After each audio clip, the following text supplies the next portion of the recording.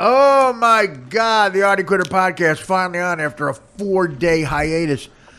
Look, I was filming the HBO show with Apatow, which went great. I got 2 episodes done. 2 full episodes of an HBO series, which I got offered another episode. I'm basically, they picked it up for 8, which in HBO terms a full season, and I'm pretty much in every show. Very good. Congratulations, Artie. That undeniable voice you hear, just jumping in without his intro, of course, fresh from a Fuck the intro. Well, clearly that's your game plan. But fresh, by the way, from a engagement party in Bensonhurst, wearing a $4 suit. No, What is no that? I mean, what dead suit. body did you steal that off of? That is a Mario Bosco. It was Dan's communion suit. Yeah. Oh, coming out swinging, coming out the Hagler Hearns game plan, coming out with right hands blaring, right at Dan Falato, Disco Dan Falato. Disco Demolition Dan Falato. Why are you all over Dan right away? You feel Dan's an easy target with the windbreaker and the hat? Because I didn't have a usual food here ready for him. Yeah, by the way, his belly Mario, platter. I noticed that too. Poor Dan gets fucking just shit on. By Not everybody. that he gets shit on. No, Mario walks in here with the $4 suit from the engagement party, and he walks around like Jimmy Cagney. He's got the fucking twitch going, hey, Dan, get me a water. What the fuck? It's freezing in here. Turn the air down.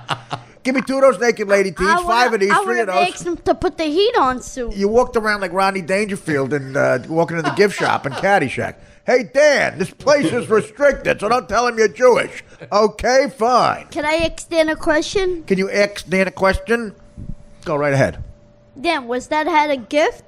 Oh, is that the whole joke? No, because it's not a joke. The man's a Cub fan. Why would and you he's bring wearing a Yankees No, it's hat? a Yankee Cubs hat. They played each other. Look at the whole hat. Oh, I didn't see the Cub part. Oh, I'm you're such a sorry. jerk off.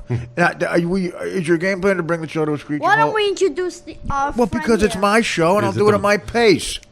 Ben from Cleveland, of course, is here. Cleveland. I'm kidding. Ben from Clifton. Easy mistake. Ben is a regular on the show, too. He's been around you, a Artie. while. And how you doing, Ben? Doing well. Artie just got married. Pretty fired up. You just got me pretty fired. Just got married. Well, I now, did, was this a high school sweetheart? Who was this girl? I don't know much about her. We met on a plane on the way to Vegas. Well, that's great. I mean, I hope she wasn't going to work. No, that's a real story. I know it's a real story. Well, what does she do? What was she doing in Vegas? She was going out for a partying of her own. I was going out for a bachelor party. Oh, Jesus. Yeah, that's how I do it, Artie. Hopefully she wasn't working the bachelor party, is my point. Well, I hope not. Not in the beginning. Mario, please. I'm going... Because it'll be a honeymoon Vegas. You know that movie. Terrible. Mario with an excellent analogy of the wedding. No collar on the shirt today, Mario? You're going to make fun of Dan with that cheap shirt? You couldn't afford a This collar? ain't no cheap shirt, brother. Come on. Did you change? I didn't change. Ben Dan brings up a called. good point. It costs 3 gumballs. Ben brings up a good point, by the way. If I pull them out of your ass, there'll be 3 gumballs. I hope you changed your shirt from the engagement No, party. this is Because it. I hope you showed enough respect to the people to wear something different than that. This is the new style of dressing for a Friday night party. Yeah, if you're in the movie The Wanderers. It's not a wedding, it's an engagement. Where's the monkey in the grinder box? Is that downstairs? Oh! Ben from I was Clifton gonna coming use out. you. All right. So you meet her in Vegas, and what Yes. happens? You're on the plane, and you're both obviously emanating from Newark, I assume, the flight? That's it, EWR. That's And then right. and then what happens? How do you? Just one thing led to another after a couple years. She Right. was dating somebody. I was Was dating you just, somebody. so it went so well on the plane? You got her number, or was it? That's how I do it. I don't mess around. I'm not here to waste your time, Artie. Yeah, no, you know how it is. Right, I'm right. talking to the king. Besides Avello, I'm talking to the king of Vegas. Well, yeah, the king. Velo's made money off Vegas. I'm down about 800 G's. I followed your lead that I learned from the old Stern show days By the when way, you would go out there. The reference Ben just made from the old Stern show, I'm not here to waste your time. That might have been my favorite thing a guest said for a while. Steve-O, it was the first time Steve-O from Jackass came into do Stern. And people do waste Howard's time. They say bullshit stuff about projects. And Steve-O comes in, with this cute broad. This is like 2001. Jackass was just getting ramped up, and he was partaking in everything at the time. He was on the drug he was on was everything this morning, and he goes. Howard says, "What are you going to do?" He goes, "I'm going to staple my nutsack to my inner thigh." Oh, that's what Steve-O says. Okay. And Howard goes, "Really?" And Steve-O goes, "Howard, I'm not here to waste your time." And that is, so many people waste our fucking time with your dumb movie of the week, Vanna White. Yeah, this guy's stapling his nuts to his thigh. He's getting right on it. He ain't fooling around. He ain't. That's the point of the story. So it's a monster crew here to come back. So I was, Monday we had the big Stuttering John show, the whole radio community recovering from that. John wanted us to cut out, basically, he goes, Artie, try to cut out where I sound like a scumbag, which would have been every piece everything of it. he said. Honestly, we couldn't cut around it. If we cut out the parts, again, John has a thing where if you get into a fucking with each other contest, like busting each other's balls, whatever you want to call it, and you're winning, you're getting laughs and he's not. John gets very, very defensive, and he gets hostile and he gets evil, and he's like a cornered rat, and then he'll spew out the most vile stuff you've ever heard. He was kind of famous for doing that on Howard, and the thing with Howard on the Howard show, John it could seem like John was winning in a wit contest with somebody because John knew how to play Howard. If Howard was mad at something, I'll give you an example. The first time I did Conan, I was a regular on the Conan O'Brien show well before I got on the Howard Stern show, and I was proud of the Conan appearances. I worked hard on them, and Conan had me on every couple of months as like the second guest, and for a comic in his late 20s at that time, that was a big deal. And the first time I did it, after the Stern show, I mentioned that I had just gotten the Stern show, and that led to Conan talking about Howard. And he was being complimentary, but I guess Howard got mad at something Conan was saying.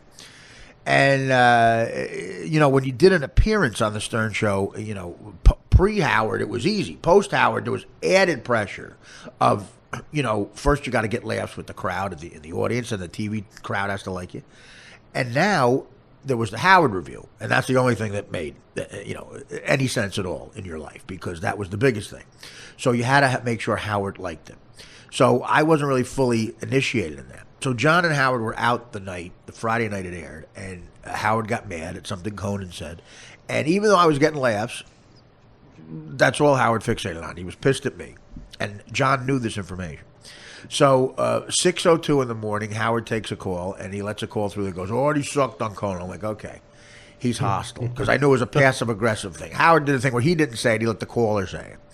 And then John walks in. So John, at that point, to make Howard laugh, doesn't have to be funny. He just has to agree with Howard. He's like, "Oh, he sucked," and like goofing on stuff I did.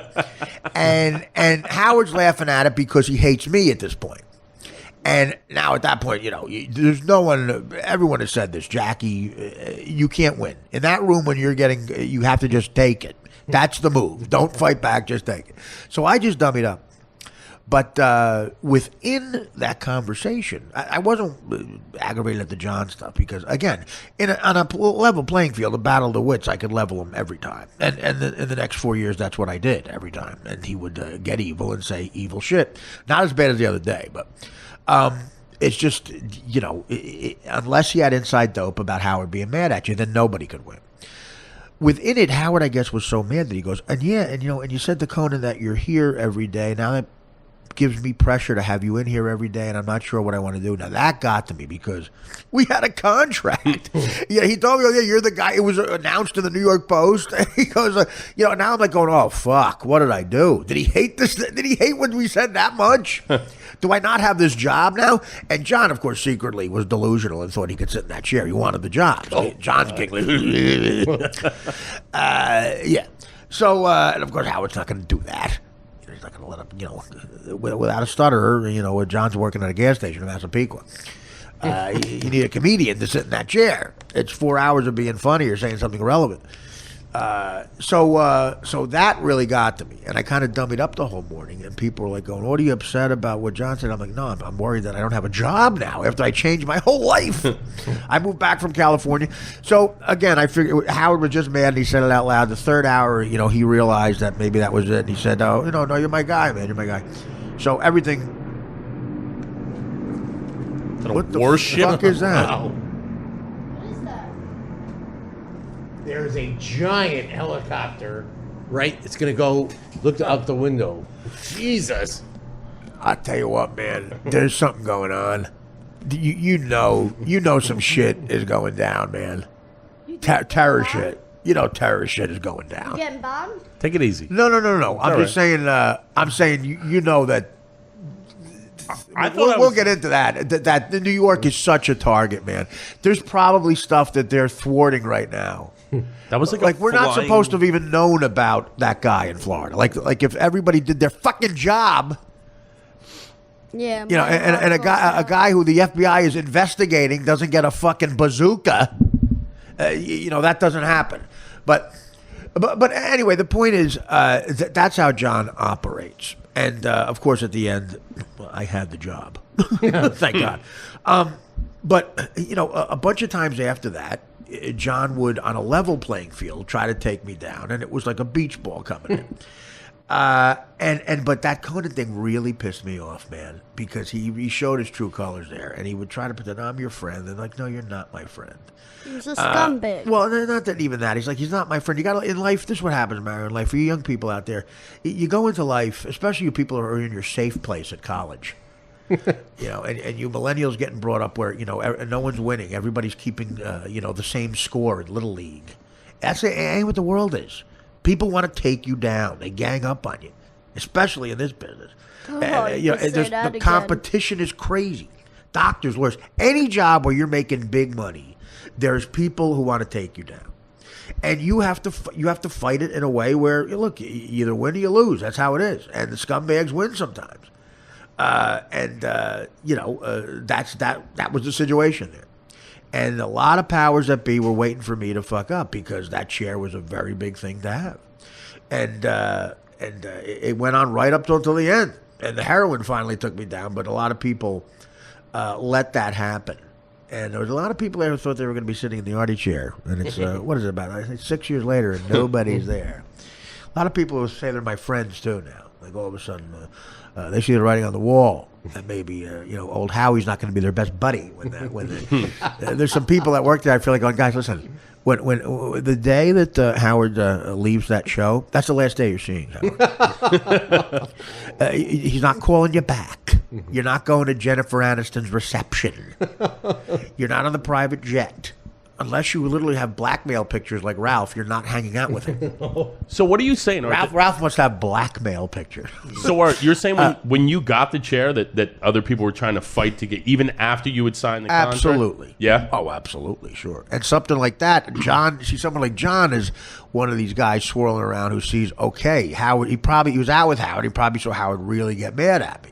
For what Howard was mad at was I allowed him to be judged by a guy that he doesn't want to be judged by in Conan, and he don't play that. I mean, there's a reason. I mean, Howard is one of those guys. He's a legend and an icon, and as successful as he is because he's the combination of work ethic, great businessman, and huge talent. Like that's a rare trifecta. He's a genius performer creatively. He said in a video. He's a self. I'm just gonna talk over. He's a self promoter like you've never seen before. He's a genius self promoter, and he's a genius business guy, and he's also ruthless.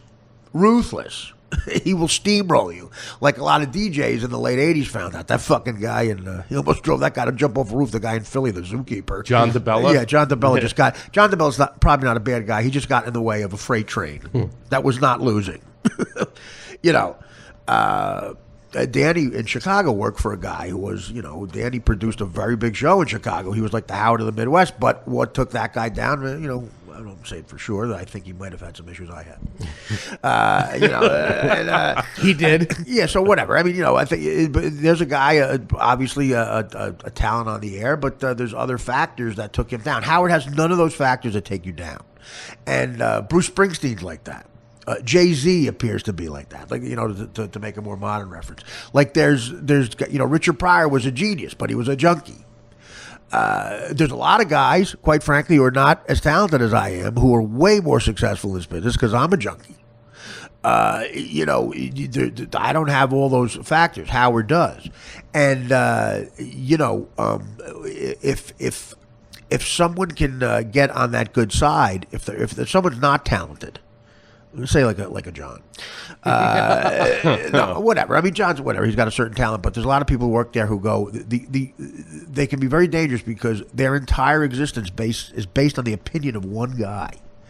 So they're not your friend. As a matter of fact, they're dangerous to have around because they will rat on you. They will find, and that's what life is. They will be ruthless to try to get the job in that chair. So I think John, and that's a good question, Ben. Yeah, there were people after I signed that contract. I think John saw how mad he was at me that night and knows the ruthlessness of Howard, that maybe he thought it wasn't just something. In other words, when Howard said, I don't know if I could have you in here every day, John probably said, oh, fuck, maybe this is an opportunity. And I could be the guy who's Howard's friend now. Like, I'm helping you take him down on the air. So I should be in the chair. Right. I'm Cinderella. Look at me, Howard. Right. I want my cigarettes, Howard. Nurse Ratchet. It's me, John. I want my cigarettes. I want my cigarettes. It's me, Nurse Ratchet. I want my cigarettes. My whippets. Yeah, my whippets. There's whippets. That just sums it up.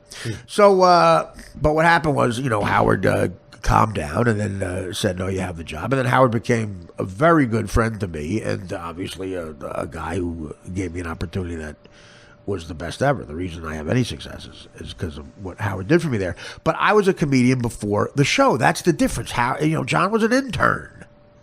I was quite frankly a self-made millionaire just from comedy. I'm just going to keep talking.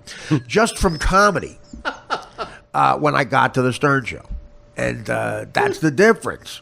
I knew what I was doing. I had 2 hours of stand-up. I was ready to make money because now I had a way to get people in seats. I went from playing, people say, how'd that change your life, that show? I went from the Funny Bone to Carnegie fucking Hall. But you got to have the hour. You got to have the material, and I had it. So that was a big swing and a miss by John. And then, there was a lot of them in the future. And the other night, he just walks in here and he just aggravates me. Immediately he's 18 beers deep. This poor kid, he's got driving him around. This great comedian, Tammy Pescatelli, who's got as a sidekick, and he's just shitting on life. He claims he needs money, he's broken, but he's got this opportunity to do a podcast with Adam Carolla, and he's fucking ossified drunk before he does it. And I go, well, okay, it'll be your podcast too. So I let him do the intro. The intro, what the fuck? So and when you bring that up as a friend, like, John, you're an alcoholic. You have to stop doing this. You have to get it together somehow if you're gonna get a podcast. You can't shit on the whole thing. And he's like, yeah, you can't. That's what he says. Right, exactly. So Dynamite drop in, Mario. So the other night, again, I'll keep talking. The other night, he came in here, and so I just went at him a little bit. I was like, let me stick this Cincinnati Zoo gorilla and see if I can fall in his enclosure and get him to adjust my shorts. Did you? Well, what happened was, we again, like happens a lot. John engaged in a battle of who's funnier. And quite frankly, without the Howard thing, I will take him down every time. Every time. He'll never get up. If we may use the metaphor of a battle of the wits as being a stickball game, if I'm up first, John will never get up. I won't make it out. And that's what happened. So the thing that broke the camel's back, I think, was when I started doing him and the Bruce Jenner thing, because of course, clearly he's Bruce Jenner's friend, and I don't know, he was best friends with Larry the Cable Guy. I mean, Jesus Christ. So Jay Leno gave John a job Jay Leno told John he could tell people he was an announcer. Guy's got a speech impediment. Gave him the most coveted voiceover job in the history of television with a speech impediment. You'd think you'd be loyal to Jay Leno. Then Jay Leno allows John to tell people he's a writer. A writer for The Tonight Show. That's a coveted thing to say. You know what an insult that is to writers on The Tonight Show? And I say to John, who's funnier, Jay Leno or Larry the Cable Guy? And he can't be. First of all, you don't have to be loyal to Jay Leno. It's a retard can answer that question. One guy was a failing comedian, and he realized that retards in the Midwest would laugh at him putting on a flannel and a tool belt and telling old jokes with a catchphrase, "Get her done." We should get Larry in here with them. Again, I'll keep talking. So again, Jay Leno's your buddy, even if you don't believe it. The answer's Jay Leno. When someone asks you who's funny, Jay Leno is a revered comic. Forget The Tonight Show. Jay Leno was a fucking rock star comedian before The Tonight Show. He took a lot of edge off the way Letterman did when he went to 11:30. Leno was known as like the assassin because he would just level hecklers, level them. No one had a shot. I saw him live well before The Tonight Show, and he was as good as a comedian is. You know, he was in the Leno, Richard Lewis, Seinfeld, all those guys, the Kinnison era. He was as good as it got. And then he got a mainstream show, and he became more mainstream, and he took a hit for it. He's not a great interviewer. He's a comic. But a lot of people, thought he wasn't as funny as he really is. But he's amazing. Larry the Cable Guy, look, God bless him. It's America. He made a lot of fucking money. Guy's got a basketball court in his house. Got Pepsi, was it Pepsi? Once again, I'll try to barrel through this. The commercial he does. Right, exactly. It's for a drink called Pepsi. They pay a lot of money. So, and Prilosec and everything up your ass. Everything. The guy's, got diarrhea at a barbecue. He's cashing in, is what he's doing. He's cashing in. He's cashing in. And, but the answer who's funnier is, come on. A retarded little leaguer says Jay Leno. And then John tries to do that impression. You know how much Jay Leno must hate John? Yeah, we're friends. I go to Jay all the time. I'm sure Jay appreciates the impression. Come on. The job he gave him. Who gets that job? You know who gets that job? People who don't stutter. He got to lift a coffee mug after a while. And guess what? How long was he the announcer? For about 8 months. Leno had it was an embarrassment. It was an embarrassment. So he had to stop giving. He's like, come on. He had to go. Listen, John, we'll make you a writer. How about that? Well, you can call anything to get you off the air. We'll call you head writer. Well, you're the president of NBC, okay? Just anything to get you off the fucking air. Now I'm a writer. I don't announce anymore, but I guess it wasn't working out. It wasn't working out. Instead of Nicolas Cage, John would say niggerless Cage. And I'm not kidding.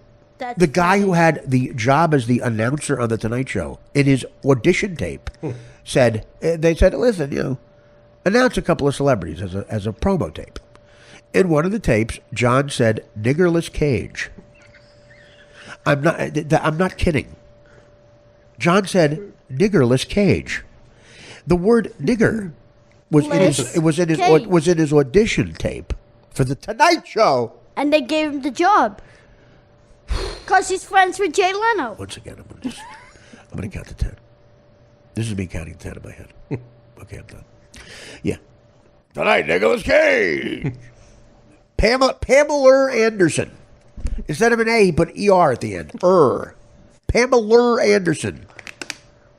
Why go through the fucking process of auditioning him? You guys riffing on that tape. I remember when he goes, give me a band, Scott, and you go, the Bay City Rollers. Oh, so funny. Again, a beach ball coming in. So, the other night, I just, I was pitching a no-hitter. Just, boom, boom, boom. Everybody's laughing. And I think, I didn't realize how best friends he is with Caitlyn Jenner. Yeah, but John's a great guy. We're friends.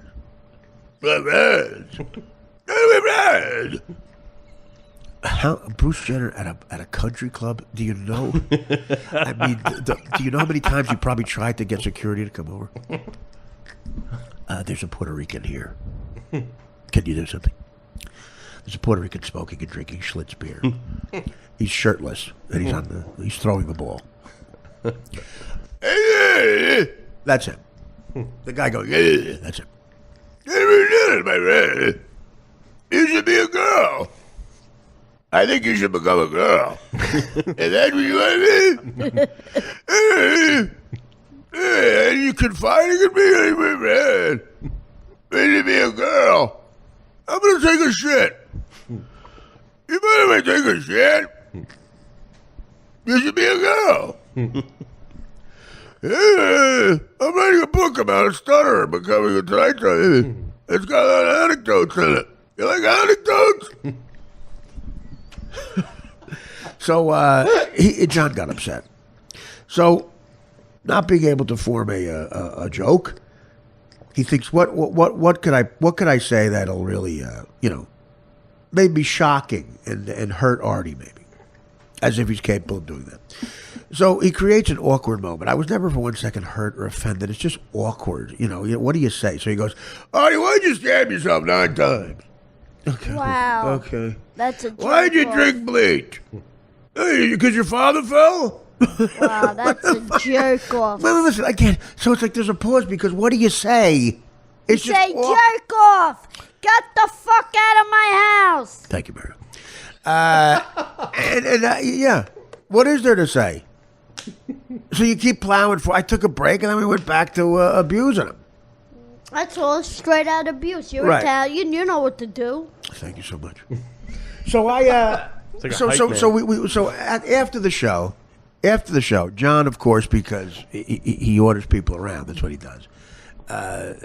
Tells Dan after other people pull him aside and go, maybe you don't seem that likable, John, when you brought up out of nowhere the suicide attempt at Artie's father who fell and became a quadriplegic. Wow. So John, of course, under the guise that he's upset that I might be hurt by it, which I'm not. Under that guise, John goes, for Artie's sake, cut that out. He tells Dan, for Artie's sake, cut that out. I don't want to lay it. When really he's worried that he's going to look like a complete dick. Jerk off. And there's no other way to look. So he tells Dan, you know what, Dan, here's your deal. Just cut out the part where I talk about Stanley, the bleach, and the swallow. So basically what he's saying is, don't air the appearance. That was the entire conversation. Don't air the appearance. Yeah. That's what I said. Too bad I wasn't here for that one. I would have hit him with a fucking microphone. You know, you I go. never thought of whether you were here or not, but now you're right. Would you have that suit on if you were here? Well, I probably wouldn't, because I wouldn't be there coming were no from bachelor an parties. engagement. Thank you. Good point. At least I don't go meeting my wife on a fucking Vegas trip. Okay, here we Get go. mad at me because they let me on a plane by myself. Here we go. Let you on a Listen, plane by yourself. I don't That's remember. your problem. I don't remember saying I was I have to finished. travel. I don't remember Stupid. saying. I don't remember saying I was finished. So, Jesus Christ. Leave Jesus alone. So He's got enough problems. yeah, not like mine. Jesus has no problems compared to mine right now. So I'm trying to explain. A lot of people are asking me on Twitter, why would John? I thought you were friends. Why would John say, okay, there's your first mistake. Because We he's a were jerk-off. never friends. Again, Right. I'm not asking you these questions, man. They're rhetorical questions. I'm defending you to this jerk. Right, off. just shut his mic off. So my point is, guys, it defies odds. We were never friends. We're not friends. John wants to come here because he wants more followers on Twitter. Like me. When I get a call from John, and he goes, "This is the calls I get from John. Artie, could you call Twitter and tell them to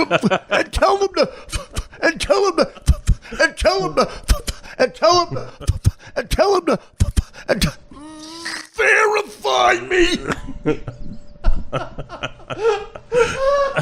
I said, "Excuse me, John." You're doing good. I said, "Do Artie. you have a main number for Twitter?" I go to, I'm going to call Twitter. I'm going to go. Someone's going to say, "Hello, Twitter." Hello, you've reached Twitter. Yeah, could you verify John Melendez? Absolutely. Anything else? I'm fine. And could you send over 2 pies with pepperoni? Artie, could you cook? Artie, could you cook? Artie, could you cook? Artie, call. Could you call? Could you call? Wait. And then tell them to.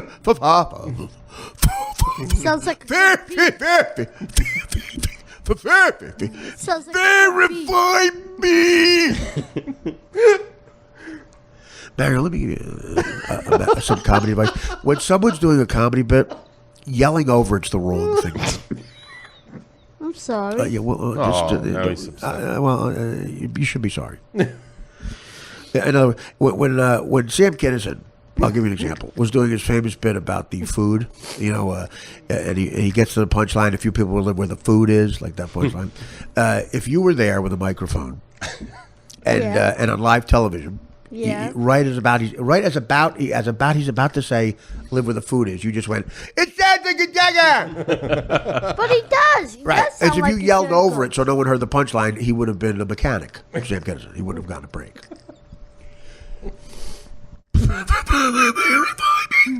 It's like Laurel and Hardy. He's got 11,000 followers, and he thinks and he's not verified. Could you tell him that this is your friend John Melinda? He's always got a new tweet for me. Artie, could you tweet? I'm going to be at the stress factor. Stress.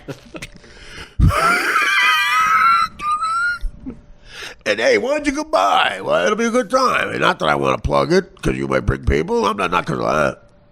But you come by and say hi. And then I'll just tweet that you're coming. If he's a stutterer, why do people pay to go see him do comedy? Is he that funny? 1, 2, 3. All right. So anyway, people were asking why John yelled out just vicious, vile things when he's my friend. Number one, he's not my friend. Number two, that's what John does when he's getting beat in a battle of the wits. May I dare I say, using a cliche, a war where he's not armed with wit. He gets vile. He just yells shit out to try to shock people. That being said, that's the portion of the program where Artie explains John. My guests tonight, of course, Ben and Mario. And, of course, Dan Filato. Dan, we got a lot of gay songs about Dan. They're playing, the new thing is Dan song parodies where Dan is gay. The premise that Dan is gay is the song parodies. And a lot of people have sent them in, right, Dan? Yes. How many, Pop? I've got about 8 to 10. That's fantastic. Well, let's up that pace, actually. I'm a little disappointed. Stories about the HBO show. I promise you some stories. Okay. This is one of those dream situations in show business. I get a call in like October to audition for an HBO show. Now, I don't go on a lot of auditions anymore. Like, if they offer me something, I'll do it. I just... by the way, before I forget, Jim Gaffigan texted me today and told me to remind people. Sunday night, I'm on me and Gilbert and Carrot Top do a guest spot. So Gaffigan's new show Sunday night. They're airing 2 episodes. The second episode is my cameo with Gilbert and Carrot. We play guys. It's a dream sequence. Gaffigan dreams in prison with the 3 of us, and the group Nickelback. The group Nickelback was there when we shot it. It was a fun afternoon at the Queens County lockup I was there with you. in the You orange invited me. jumpsuit. That's right. You came. It was very exciting. Can't wait to watch it on TV Land. Right. So it's going to be on. Is he on TV Land? Yes, TV Okay, Land. TV Land. So that's on. Jimmy texted me. So make sure you watch it. It's a great show. But I don't like auditioning for shit. But it was Judd Apatow and it's HBO. I mean, that's the pinnacle. I mean, that's where you get Emmys, for Christ's sake. That's the pinnacle of TV. And they said Apatow's doing a second show. He does Girls, and I was doing this. And HBO came to him and said, "Look, what's time for another show?" Basically begging him to do a show. And he's got that kind of juice, Judd. He's got everything going on. Movies, everything. Amy's movie Trainwreck, I just was reading something. It's an enormous success. DVD, in the theater, it made like $150 million. And, Judd co-wrote and produced and directed that. So he hits home runs, this guy. And wins awards. As close as a modern-day Woody Allen as we have, but add television to it, too. I mean, he's this generation's that. So, also a really nice guy, as I've come to learn. I met him very briefly before this a couple of times. So my agent, I signed with a new agent, I had a new manager, and they talked me into going into Tribeca to read for this. And they said, you don't have to go on the early auditions. You bypass to what they call a producer's read. And the lead of the show, a comic by the name of Pete Holmes, who created it, it's about his life, will be there. Judd will be in the room. But if you do well here, you go to Judd, and then that's the screen test, blah, blah, blah. So I said, is it a series regular? They said, well, right now it's recurring. It could be, it's to play another comic, a fictional character. So I went in, and they threw the script out. The greatest thing happened. They had a bunch of comics there, and they said, just tell stories from the road. That's going to be the audition, improv. And I kind of excel at that. And it went very well. Got a lot of laughs in the room, and it was one of those things where I knew I'd get a call back. I got a call back to where Judd is now going to be there, and Apatow for the screen test is 2 feet from you, and he's like, he has my first book, Too Fat to Fish, Judd, which helped me out a lot because he said just tell stories from the book to Pete, the star of the show. So that went great too. So at the very last moment of the audition, he said, well, why don't we just change the name of this character to Artie? Do you mind? We'll just play you. And I go, that's easy. So tell some more stories. And it just went good because I'm playing me. What the fuck? Anyway, I booked the part. And long story short, the name of the pilot is Artie lying. It's one of those things in show business where it's just a lucky thing with timing. I got the right kind of audition, and I had chemistry with this kid. And Judd was a fan and a nice guy. And me and him, it's like a major part of the pilot is me and this kid together. And we shot the pilot, took about 2 weeks in the fall. It got picked up for 8 episodes, and they offered me 4 of the episodes, I think. And which was amazing.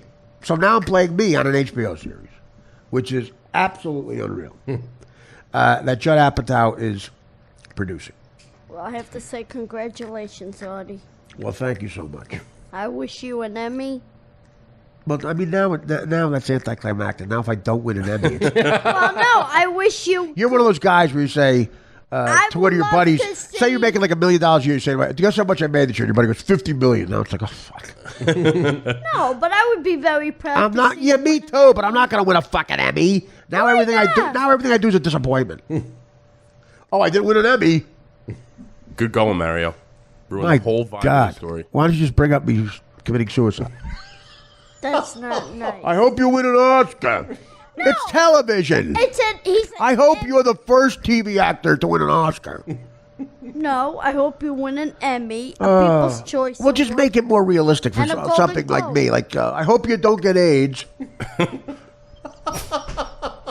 Then it's like very, then that's doable for me. In 2017, I probably won't get AIDS. And if you say, I hope you don't get AIDS, then I look successful. You go, I go, hey, I got a TV show. Everything's great. Win an Emmy. Oh, fuck. Now it's a failure. No, it's not. Now you're setting me up for failure. I would never set you up for failure. It's like you want to tell your friends. You wanna know just what like you want to I tell your do? friends you hit a home run, and you go, "Did you hit a grand slam home run?" No. Do you know Well, what now I don't want to tell you the story.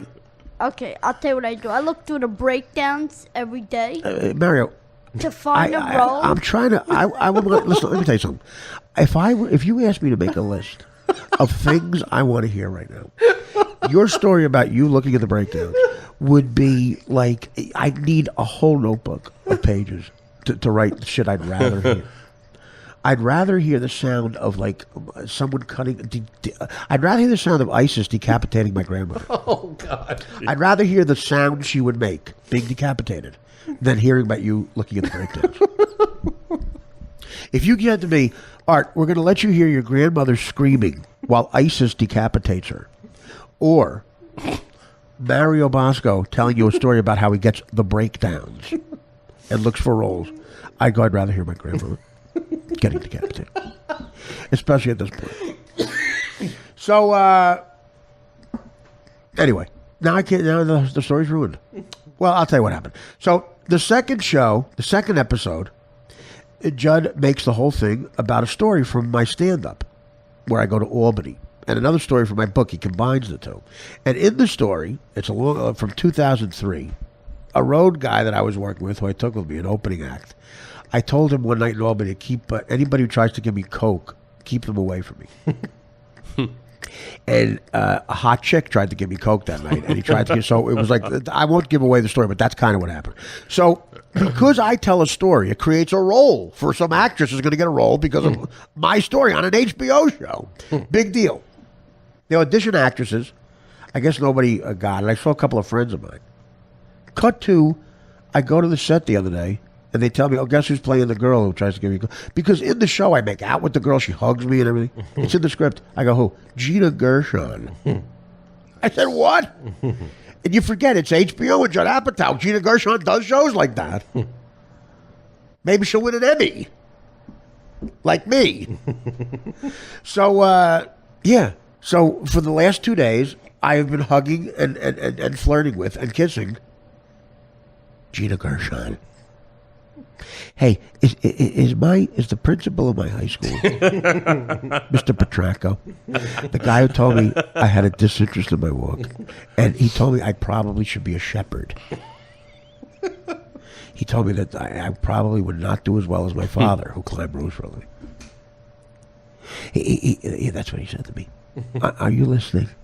If you have grandkids with no technology. Little chubby Petracco, whatever your name is. Go find your grandfather. Go find Grandpa Dickface. And say, hey, there's a guy here, one of your former students, who you said would be a shepherd. And instead, he's making out with Gina Gershon. I'm getting 30 G's an episode. And there's people who don't want me to say that, but I don't care anymore. 48. I don't have a lot of time left. 30 grand. Hey, Petracco, that's probably what you fucking made a year, you clip-on tie dicklick. You dream-ending cocksucker. Oh, I was the dummy because I thought the blue part of the globe was the sky. I guess I was the idiot. Yeah, no, I'm not a shepherd. Bad news. Tell Grandpa, I want you to fucking glue ear sets to him and put on this podcast. I want you to, while Grandpa's sleeping, I want you to glue a pair of headsets to him. Get those cochlear implants and run a wire to my podcast. And on a loop, I want him to hear, yeah, Artie Lang, class of 85, well, summer school, August of 85. Did you graduate? I'll say that again. I had to go to summer school and graduate. I wasn't in the regular class in June. I graduated in August. I was fourth in my class in August, though. So they gave you a certificate and a kick in the ass out the door. By the way, I was looking for my birth. I don't have my high school diploma. I don't know where it is. I lost it. You probably sold it for coke. Well, let's move on. I went from winning an Emmy to what is going on with you? Now you're lashing out like John. Is that what you're doing? No. Are you lashing out like John? I'm not lashing out at you at all. You're a scumbag. You're lashing out like John now. Why? Because I have a job where I kiss Gina Gershon, and you're going to an engagement party in Bensonhurst. Are you jealous because I'm making out with Gina Gershon? Yeah, I'm very. It seems like it because now you're lashing out. Maybe you sold it for coke. Maybe you won't win an Emmy. I never said you won't win an Emmy. You said you should win an Emmy, and you ruined my whole existence. Let's move on. I'm sorry. Let's move on. Let's leave this rhetoric. Again, the bit was going great with Petracco's grandkid. I was getting laughs. Coke, everything was working. And then here we go. Maybe you got a high school diploma. What part of you thought you were helping with that? Do you hear people laughing? Do you ever go, hey, little butt chubby Petracco, go glue it to your grandfather? I'm being funny. That's called someone being funny. And you're sitting there going, I got a $4 suit on. Let me yell out something because I want to help the bit. I'm the bit helper. I'm Mario, the bit helper. Artie's not getting enough laughs. Okay, you hear high school diploma. Did you get a certificate? That's what I got. Jesus, wow. Jesus H. Christmas. Damn, play the fucking gay song and shut the fuck up. Who left you, Johnny Carson, asshole? Oh, you're giving Dan orders. I'm not done yet, prick. I'm sorry. It's not going well for you so far, Mario. You're gonna get fucked I love with. Mario. I love Mario. He's a good guy. I like. It's worth the $180 Uber card. Dream-ending dick licker. by One the way. Yeah, Really? That's what he was. He was a. That's what. Dream-ending dick That's what licker. this principal was. A dream-ending dick licker. Could you imagine if I told him, "No, Mr. Petracca, no, I'm 17 years old and I have a dream. I'm going to grow up and be a comedian, and I'm going to have a hot chick." You don't know who Gina Gershon is yet. She's about 7 right now, but she's going to be a big star. She's about 10 years younger than me. And I'm going to have a part on a big show, making a lot of money, and I'm going to make out with her. And he would have went, ha, ha, ha. No, you're not, asshole. You'll be working at Home Depot. How's Gina looking these days? Though she's still got. Smoking. She's hot, right? Smoking. She saw her body's perfect. And she hugs me. She's improvising, hugging me, pressing her ample breasts That's nice. against my ample breasts. There you go. Just waiting for that. Did you get a certificate? So yeah, that's what I did, guys. The fucking episode is based on a story that I tell in my book that this very successful producer read. My best-selling book. And the chick in the fucking story is Gina goddamn Gershon. And first of all, I knew that. I don't fucking made up where she blows me. Oh, God. I can't even tell you how the real story ends. After the episode airs, I'll tell you the real story ends. I wanted to kill this guy who opened for me. Kill him! And of course, Albany, if someone's been there to do stand-up, it is not... that ain't the happiest place on earth. It just isn't. So there you go. So I've been doing that, so that's why we had a long filming week. That's why we're doing a Friday night show. We had the Big John episode, and now this, the Big Mario episode. Mario, how do you feel that went? I'm done with the story now. Are you okay? I'm going to interrupt Mario, Art. Go ahead. I want to do to you what you did to other people. I'm going to be Mario Bosco. Go ahead. Go right ahead. I sell candy to people in Coney Island. There you go. Go ahead. Yeah. How are you? I was at an engagement party. Does that feel good, Mario? I had a book signing 6 people came to. All right. That feel good? How does that feel? I'm Mario Bosco. Go ahead, Artie. Dan, it's hot in here. Do you have any caffeine-free Diet Dr. Pepper, Art? Does that feel good? Do you do that when you sell candy to people? No. Coney Island, this guy's trying to propose to his girlfriend. Honey, I love you so. Do you want to buy a Twix bar? Okay, I think he's got enough. I think he's had enough. I'm just kidding. Sorry, Art. I like Mario. Me too. Mario, I do like you. I'm just trying to. You like me? I do this. I am. Well, I do this. Well, let Mario retort. Go ahead, Mario. That's not the talk. Guys offended me. I offended you. There you go. No, I do this weird thing where I think about the people that are going to be listening to this, and I want to make them laugh. Oh, and what fuck you think I'm sitting here for? Well, To give me ammunition to make them laugh. Ammunition. Yeah, it's well. I You guess talk that's a good about lead my into it. $4 suit. Fuck That's you way get- too much. I said $3. Yeah, that's way too much. No, you said $4 first. Where'd you get that fucking T-shirt from? Well, it says Fenway Park in Boston on it, Detective. Where do you think I got it from? Fenway Park. There They you must go. have gave you a boner and the shirt with it came with it. What? Okay. Okay. That's a perfect lead-up to this dance song. Now, first of all, it's a pleasure to have both of you here. What's the first song, Dan? Now, I trust you, Dan, to play the good one. All right, the first one is... Again, the premise is, in the last... I'll be honest with you. I've known Dan now for 5 years. He's very feminine. And I don't know. He's probably not gay. But, he does do a lot of very feminine things. And this Rick Steves guy who he's heroes with, who he gets the sweats around, that's a red flag. But Dan also does manly things like the laundry. With the blue balls. Well, exactly. He got the blue balls. Now, so people have been sending in songs. Now, I didn't ask for this, but people on the road. Yes, you did. Did I? I'm sorry.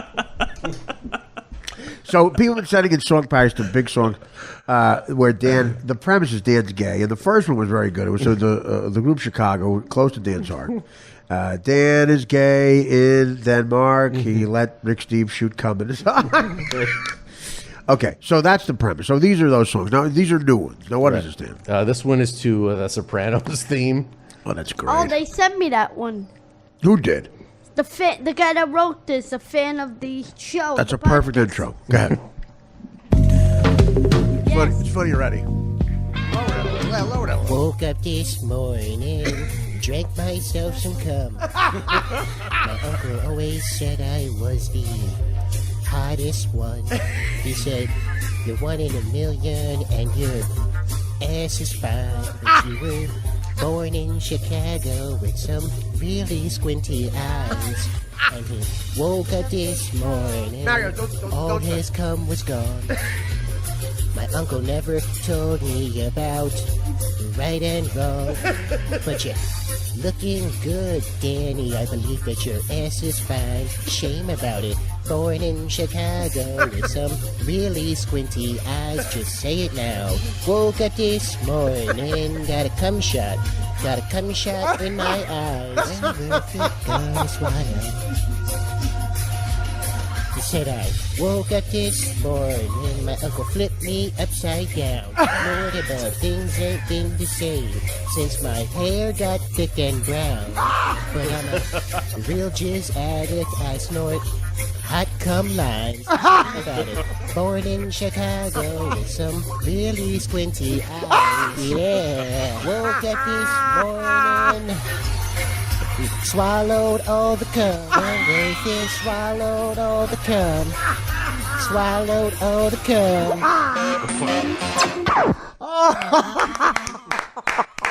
Who did that? Oh. His name's Vinny. His name's Vinny. Is that Vinny Montag? Yeah. Yeah, Vinny. Wow. That is hilarious. Snorted hot cum lines.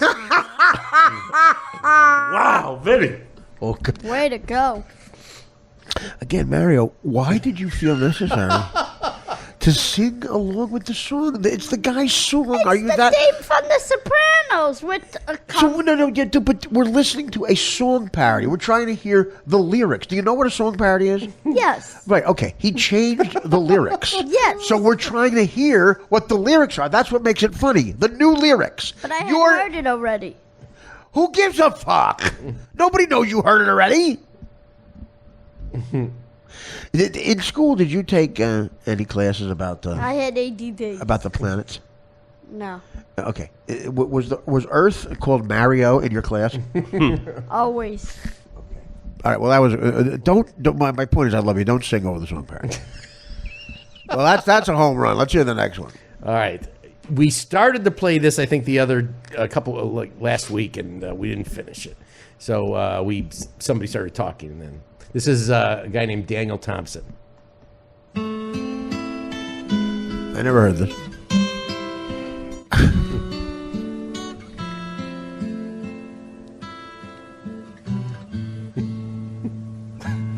There's a man who's so left. Rick Steve's cum is on his breast. He's denying he's so gay and jealous. He's proud of his cats, yet he hides it when he's mad.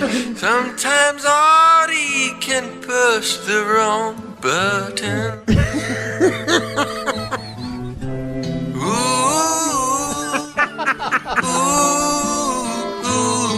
He's denying he's so gay and jealous. In his short, faggy shorts, he pretends to like sport as he jumps in the way of the TV screen. In his head, he's a 6. Good enough for Michael Douglas. With a word he can get so defensive.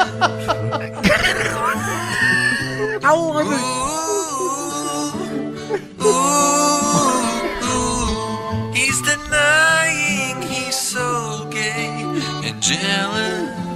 Jesus. Ramp it up. And he won't wants a refund.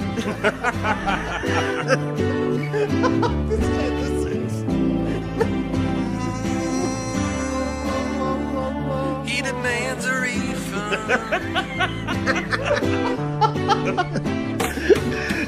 Oh, that's great. That is These guys Man, put does that guy listen to this show? Oh, no, he puts a lot of effort into. What is that? I don't even get that reference at the end. I was just laughing. He demands a Pizza. The pizza. And then jumps in front of the TV for sports when he did that. Diabetic piss.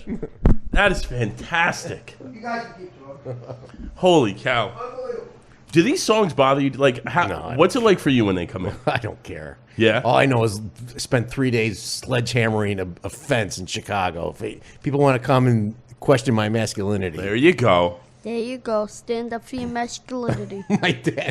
My dad said, he's like, oh, you and I can do that real quick or whatever. And he just had back surgery, so I knew it was going to mostly be me. And then Right. we started to dig the dirt for the fence because the wind had blown this fence down right on my property.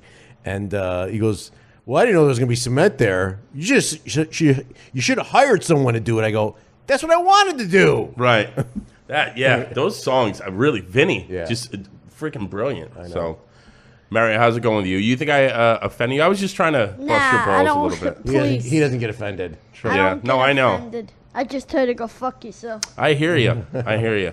Hey, how'd you like Mike Buschetti? You met Mike Buschetti the other night. Yes, Mike Buschetti. We hit it off. He wants. You guys come made back. out? What do you mean you hit it off? No, we hit it off as guys. He's from Staten Island. I'm from Brooklyn. We're both Italian. You know, we got. You know, that's not everything, by the way. I noticed you say that. You're always like, oh, Brooklyn, Italian. There's more to life than one borough and just being Italian. What else? What Not else? really. Let's say that somebody's like, tell me about Mario Bosco. Forget about Brooklyn and Italian. What do you tell them? Well, I like L.A. So if somebody's like, tell me about Mario, your number one thing is a city that you like. I like to cook. I like to eat. What else do I like to Don't do? panic. You're panicking now. I'm not panicking. What's your favorite thing to cook? Cock. If it's in your mouth. Real quick, too, speaking of when Artie was talking about Melendez, did you see Dan Monica on Twitter? Melendez was saying something about his appearance, and Monica's like, yeah, maybe next time don't drink like 48 beers. And Oh, just he had a blocked her. case. He had a case of beer. He just blocked her. And he drank that afternoon a lot of beer, so it was not a good. And he always asks so much from Artie, like Yeah. tweeting and can you come to this gig? And he's, can I open for you? You know, the last time I saw him live, he tried to go in the audience and beat somebody up because they were yelling at him. Get But out of it here. wasn't funny. It was in L.A. Yeah, I had to stop him. Artie was on stage, and he and two guys were going to go out to. He knew who the guy was that was heckling him. There were two guys in the balcony, and he was going to go at the Kodak Theater and beat this guy up. And I go, "You're not going anywhere." Yeah, that's a So good move. we almost got into a fight, like on the side of the stage. These song parodies are funny and all, but I will say from getting to know Dan, no more of a solid guy than Thank Dan Vlatto. Listening to Dan's stories, it's like we were saying before, like Quentin Tarantino. If you could sit through one of them and just listen for 10 minutes, you get this whole range of information. Characters are being introduced, storyline, plot. Then at the end, it all comes out to big. I'm going to go to the washroom, so let's take a break. All right, cool.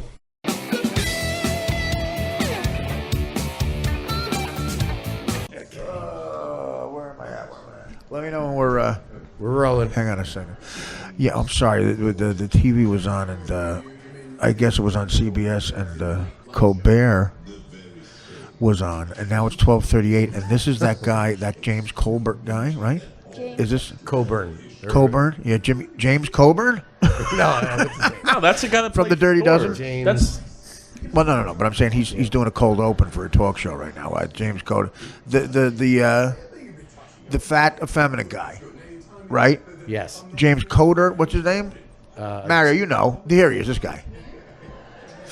Look at how bad this fat guy wants to fuck Thor. Corden. Gordon, right. The guy who plays Thor, this Coder guy is married, right? Yes. Look at how much he wants to fuck him. Oh, thank you so much for coming. Hey. Thank you. This guy looks like Dame Judi Dench when she was 28. That's what he looks like, Dame Judi Dench. He looks like Duty Dench. He's got an English. Of course, he hosted the Tony Awards. He did. He hosted the Tony Awards. I got to tell you, man. The Florida thing, the Orlando thing has got me so. It just everybody should be mad, and there's all different opinions coming out now.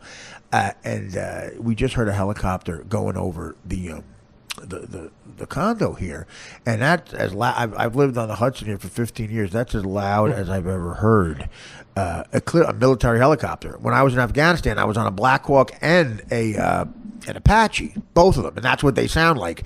That was a military helicopter. I'm telling you, this fucking guy, the Orlando scumbag who killed all those poor people. I mean, you imagine you're having fucking fun. You're in America. We're in America. The greatest country in the world. You're out having a free American night, dancing, you just fucking drinking. You're in America, having a blast, and some fucking guy who gets radicalized. What does that even mean? What does that fucking mean? Is radicalized? Some guy, isn't getting enough attention, and that's all this guy was. You see the videos of him. You see the videos of this guy. He's just craving for attention. Everything is about how he's going to be the next star or whatever the fuck he's doing. He's a security guard in some documentary about that oil spill. Listen, again, who knows what happens? People are nuts, and the internet is adding crazy to the fact, is adding attention to crazy. Like these crazy people are getting attention they never got before. So it's kind of justifying their existence, and they think they're important, and they think they have a mission, and they go in and shoot 50 fucking innocent people. 50. Those are war numbers, man. That's sad. Yeah, I mean, yeah.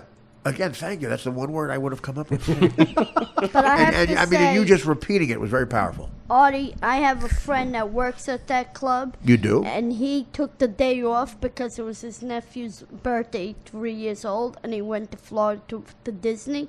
He was supposed to bartend that night. He would have been shot. Oh, yeah. Wow. Well, you're really putting a face on it for us. No, but I'm Was he a friend that would? I don't understand. Did anyone understand what he just said? Where does the guy live? The guy lives in Florida. He works at some bar. What's that bar called? Well, Pulse. Pulse. The club, yeah, Yeah. right. He's in the news once or twice. The name of the. Okay. So go ahead. And he bartends there, and he took the night off because he had family in town. I'm gonna bail on the story. No, I'm serious. So the guy got killed. No, the guy didn't get killed. Oh. But he would have if he would have been in. So If he would've been okay. bartending. Now, Ben, do you have a story of someone who would have got killed if they were there? Not even close. Not even close. My Has cousin. nothing to do with me. I'm saying my cousin. I have a couple of cousins who would have been killed if they were there. No, but That's what you said. Dan, do you have anybody who would have been killed if they were there? no, my heart goes out You to basically, the Mario. victims Here's and what you their did. families. Mike Boschetti had been there. No, here's what you Thank did. God he wasn't. Right. You stopped the show where I was talking about the real victims to say that you know somebody who, if they were there, would have gotten killed. But luckily, they weren't there. Luckily, I wasn't there. Luckily, we all weren't there. Because if you're there, you get shot. And I was talking about the people that were there, and once again, it's as if you physically have a crowbar, and you're crowbarring in non sequiturs. In the middle of comedy, in the middle of my poignant Well, there was speech. another shootout in Coney Island last week. I ran like the wind. I text you about it. Yeah. Thank you. You text me about quite a bit, I know. What the fuck are you laughing at, Dan? Can I go on with the other shooting? Okay. Can we have a second where it's not about you? Again, now you ruined the comedy. You even ruined the poignant stuff. My point was this. It really shows how, there's stereotypes about every group of people. One of the stereotypes about gay people is that they're flamboyant, fashion, and they can be very, very entertaining when they're critiquing what you're wearing, and very entertaining when they're telling you how great what they're wearing is. It's actually very funny. And in show business, over the years, I've made, really good friends with hair and makeup people who the way they describe what they're wearing is really like, you want to tell them to go into show business. They should be on the other side of the camera. And as tragic, as insanely tragic as this was, one of the things that in a way makes it more sad to show you how, this guy killed a group of people who, the stereotype is they sort of, they sort of love life so much that they're so into life, and they like, you know, being really, really flamboyant and entertaining about it. And their lives are snuffed out. People who really sort of attack life, and they found a place to where they're safe, they're not judged, blah blah blah, in Florida at a club, and they think that's a place they're not touched by the crazy hate that goes on, and this guy finds them because his hate's so strong, and ruins it. But a humorous thing in the whole thing is the way when you hear about stories that the news loves to put on about there's heroes in every story like this, and usually the story's like, I got the guy and he had a bullet wound and I put it around like a tourniquet or something. I took my shirt off and that's how it normally goes. A couple of these gay people describing it, look, they made it entertaining without even realizing it. It was so great because you realize just how into life they are. The one guy, picture what I just said, like a boring guy telling that story. Here's how a gay guy described putting a tourniquet on. I took off this Halston blouse I'm wearing. First of all, gorgeous. I bought it's an $800 Halston blouse. I bought at this boutique on Main Avenue in Orlando. I'll get into that later. But I take it off and I decide to ruin. I made the decision to ruin this blouse, and I tie it around my friend's arm, and I make a wonderful knot. I make a wonderful knot that people could see for days. I fray the knot. Like obviously, I'm adding words for comedic effect, but that's what the guy sounded like. He was entertaining in the way he was describing being a hero. And everyone said I was a hero. Everyone said I was a hero and everyone said my tourniquet was the best looking tourniquet. And it was funny, but in a way more sad because you go, yeah, this guy shot people like that. People who enjoy life actually, and attack it. They were out at a club having a good time, gone, snuffed out.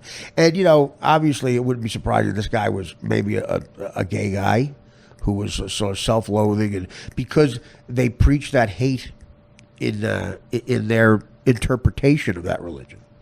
Quite frankly, all religion preaches the hate. Christians don't love gay people. Read the Bible. And these people interpret that and they kill them. That's what they do. That's what these morons do. Religion's fucking scary, man. More people have died in the name of religion than anything else in the world. And I guess that's what radicalized bullshit means. They take it literally. And they go, it's my mission. I'll get to 70 virgins when I meet Allah if I kill 50 gay people first. Well, I hope all the fucking virgins are dudes. Motherfucker. Are we talking about Dan? Once again, bringing it down. So weighing and a miss. In any event, my heart goes out to the families. Imagine those families getting those terrible calls. There was a whole Ramada Inn of grieving families. That's what that guy created. The pain. They all went down there waiting for news. Some had to wait for almost a full day about whether or not their loved one was dead or not, and they're all at the same hotel. They're all at the Ramada Inn, and you're depressed at the breakfast at the Ramada Inn anyway. Imagine being at the continental breakfast at the Ramada Inn and a relative might be dead. Like, that's a really bad day. Did you continental breakfast? Or did you see the text messages coming in? The one woman whose son was there just saying, the shooter's here, I'm going to die. That's another aspect of it, yeah. In real time. You're right. This from your That's son. another aspect of life now. The cell phones. Talk about dark. These first responders describe that these dead bodies have cell phones ringing. They're trying to find... Dan finding that funny. They went, what was that about? No, you went, that was a laugh. That was definitely a laugh. Why did you laugh at that? I don't know. Well, enough of your anti-gay rhetoric. God, one time I killed a kid. Yeah, no, I'm telling you. Talk about how sad. Like, if you can't answer the phone and go, what are you going to say? Yeah, your kid's dead. I got him right here. What do you say? You got to let it ring. And the other person on the other line, ringing. You know your kid was in that club. And these people hear it. Do you want to say sad 2 more times? It is sad. What do you think? It's not sad? Well, you're for saying these sad poor 3 parents? times. Well, I mean, do you have a more... That's the point of my story. It's sad. Tragic. Tragic. Heartbreaking. All good stuff. You should get a job as a wordsmith. So the point is, this guy Mantine, whatever his name was. What was the guy's name? Mantine. Omar Mateen. Omar Mateen. Omar Mateen. Omar. You know, he was a terrorist. Omar Marino. He terrorized the Yankee center field for 3 years. Hit about 180. But his wife, they wanted to arrest. He was about to get arrested, and Ben brought this up when he came in here. It's a good point. This is scary shit. That guy Omar's wife, they were going to arrest her because supposedly she knew it and didn't stop the plan. She was going to get hit with 49 counts of murder, and she disappeared. Right? Yeah. They can't find her Since Wednesday, I believe. Okay, a couple of theories. My theory is ISIS radicalized these people, and if you notice, all these guys die. Their mission is to be dead as well. It's a suicide mission. These guys, you strap on a bomb, obviously they want you to die. That's why that one guy in Brussels, they were pissed at him. They were looking for him too. He was looking. The cops and ISIS was looking for the guy because you're supposed to off yourself because you know too much about the organization. They convince them, they brainwash them to kill these people, then kill themselves.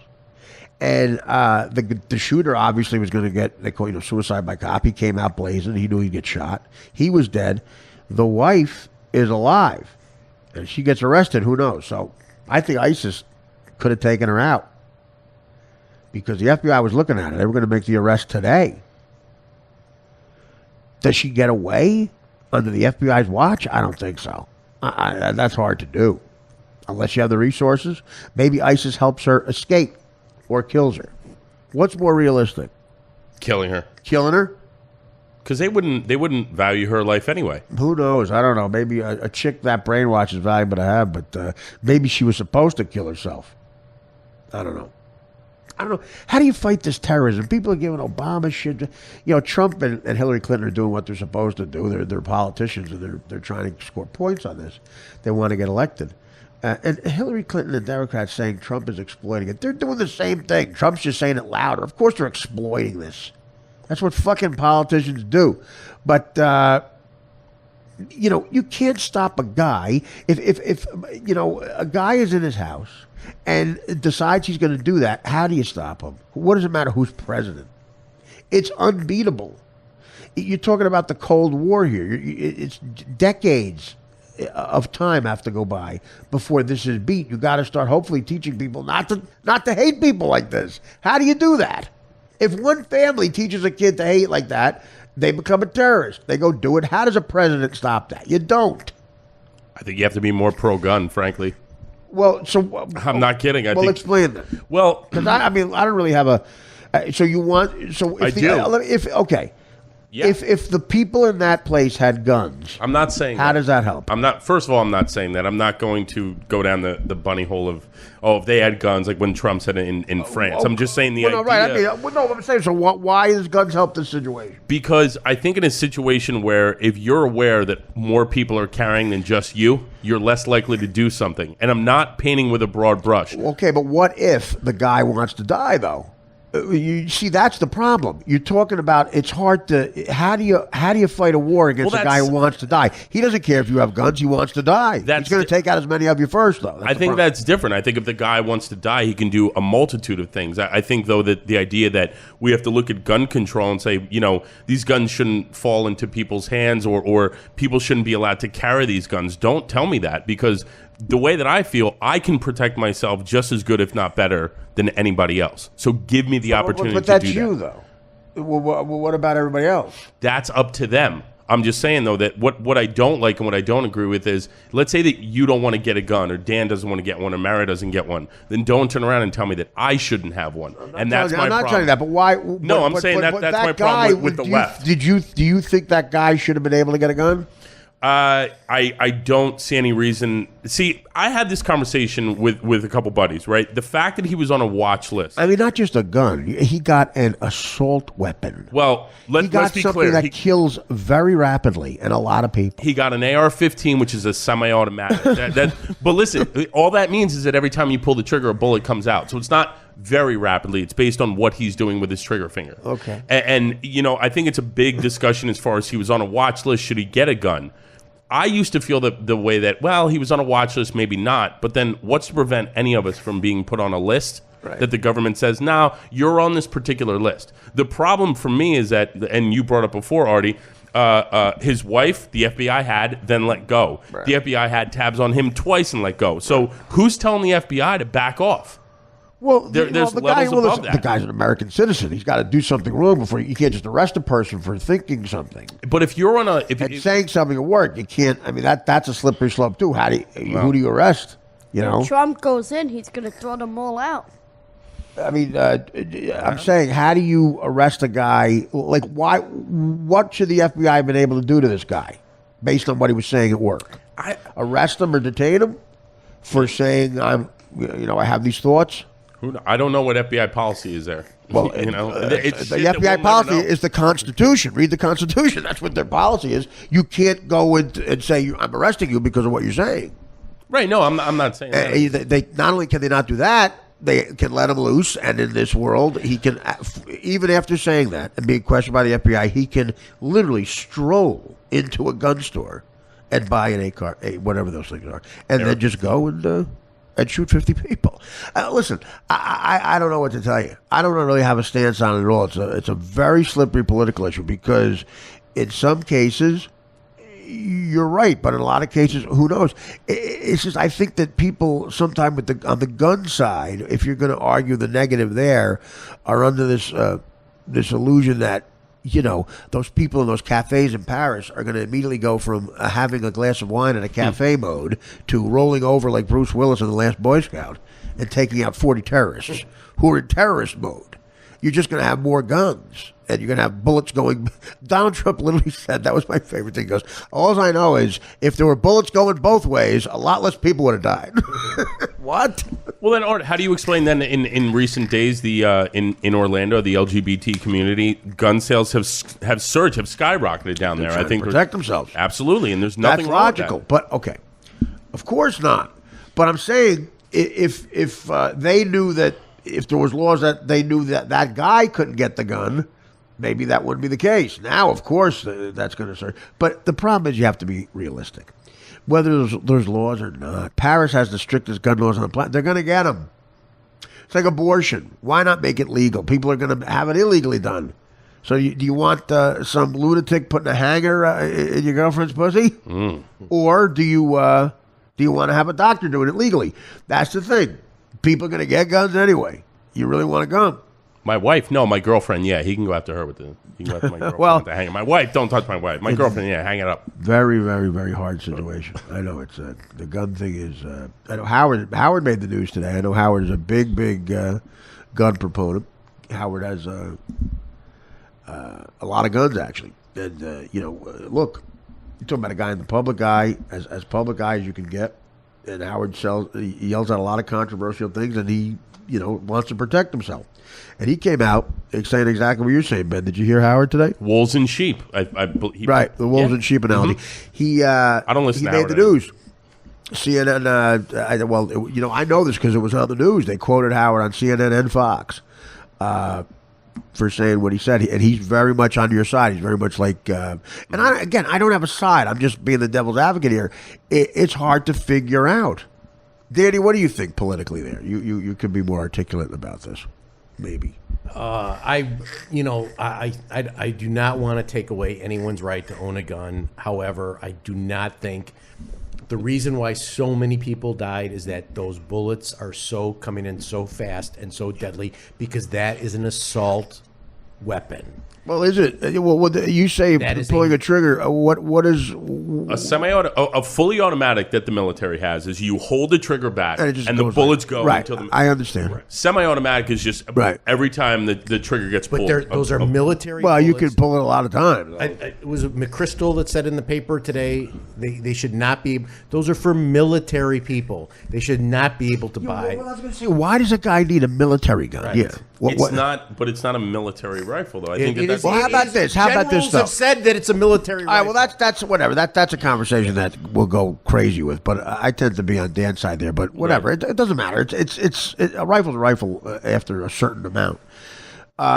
my point is this. How about this? As a gun guy, as much as you hate this terrorist, and we all do, the FBI, if the guy's talking like he's talking at work, okay, can't arrest him. That's un-American completely. Are you okay with the FBI saying, okay, you're talking like this, we're not going to arrest you, but guess what? You can never buy a gun. You're now on a list because you were talking like this.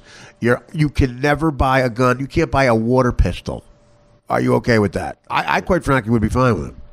If the guy was yelling out, I'm pro ISIS. I'm watching these videos that radicalized video. Yeah, okay. That's what the guy was saying. They found him on his computer. Blah blah blah. It's unconstitutional. You can't surveil the guy, which they might be doing anyway to all of us, or you can't arrest the guy. But would you be okay with, as a gun guy, to say, okay, because you're talking like that, never a gun ever? Can you get a gun? So.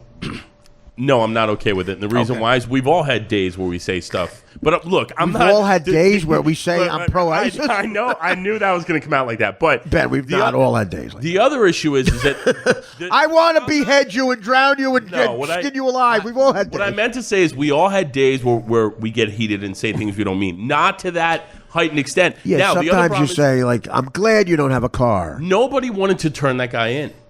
Right. Why is that? Because they didn't want to come across as anti-Muslim. He's got an AK-50. Yeah, no, they didn't want to come across as anti-Muslim, Islamophobic. So, in part two, I think political correctness had okay. Political correctness had a problem with maybe there's that. How about this? They didn't want to come across as a guy with a bunch of guns. Because they're scared shit of him.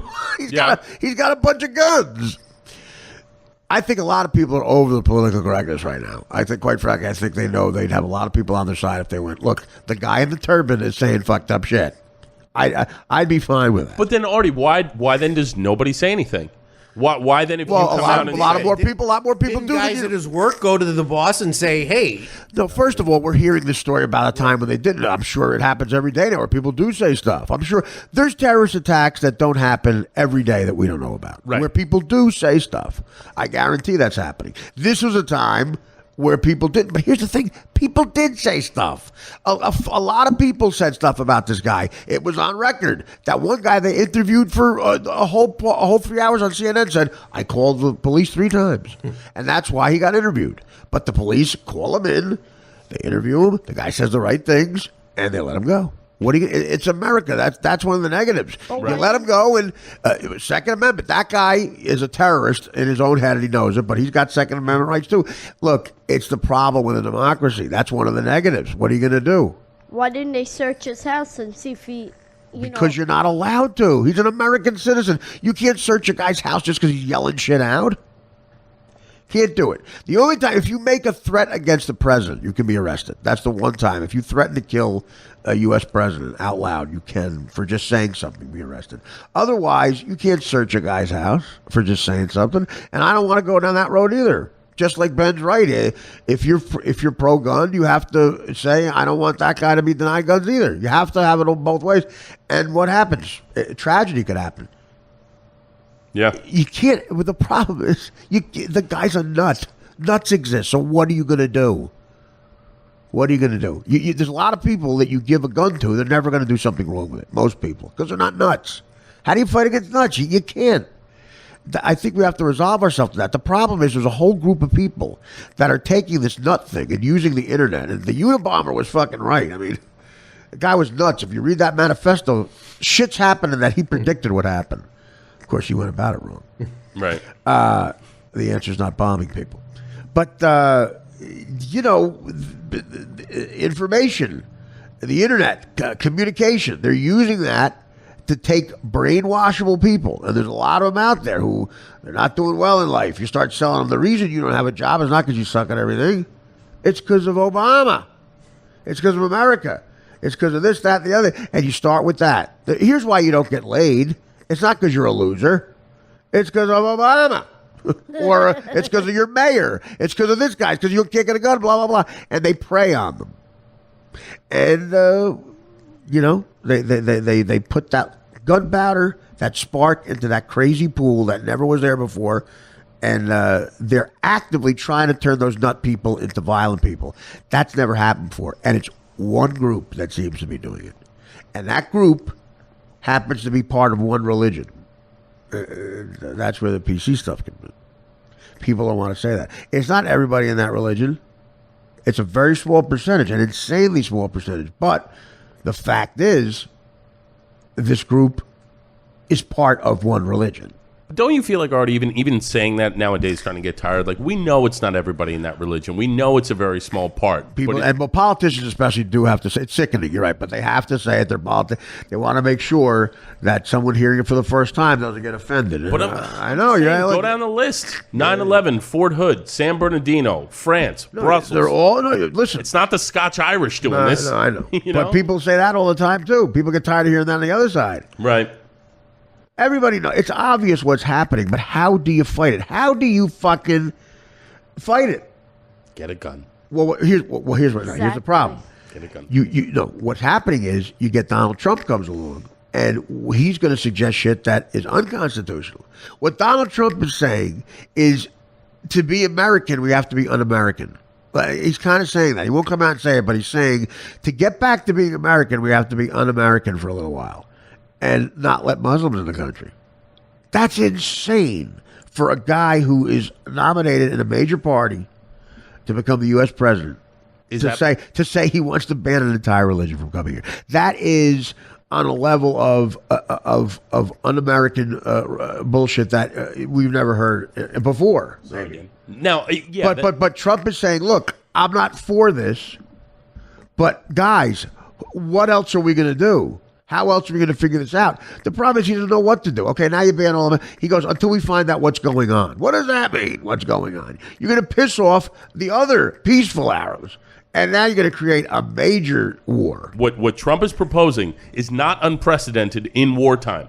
What do you mean? When in U.S. history, you have to look to cordon off groups of people, okay? Right. Races and religions, and cordon them off during wartime to make sure that you get your affairs in order. You're talking about Japanese internment camps? Absolutely. It's not. You think that was a good thing? No, I like George Takei. It's not a good thing. No, I'm just saying, but it's not. So what are you arguing for? It's not unprecedented to look to get your affairs in order. Does that make it a good thing? I want what's best for this country, and maybe it's not up to Japanese internment camps did not win the war. We won the war because we dropped 2 bombs. I'm not a fan of Japanese internment camps. But so what are you saying though? I don't have those answers. That's the point. Nobody does. But why automatically look at if we're going to do something like, as Trump says, get our affairs in order, or look at people and vet people. Yeah. There's a certain class of people that 9 times out of 10, 10 times out of 10 are at the base of these horrific tragedies. So what do you do? What do you do? American citizens. I understand. They were they're born American here. citizens. You can't, Ben. You can't do it without a plan because you're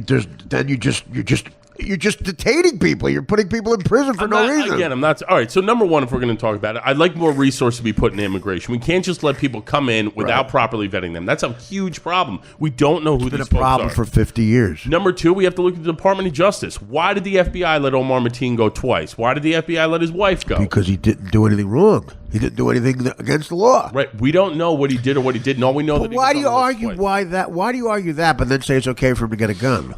Why did they give him a gun? Because you want the FBI to detain him, but you're fine with them buying an assault rifle. If let's say the FBI detains him and they find nothing, it's well within his right to get one. They did.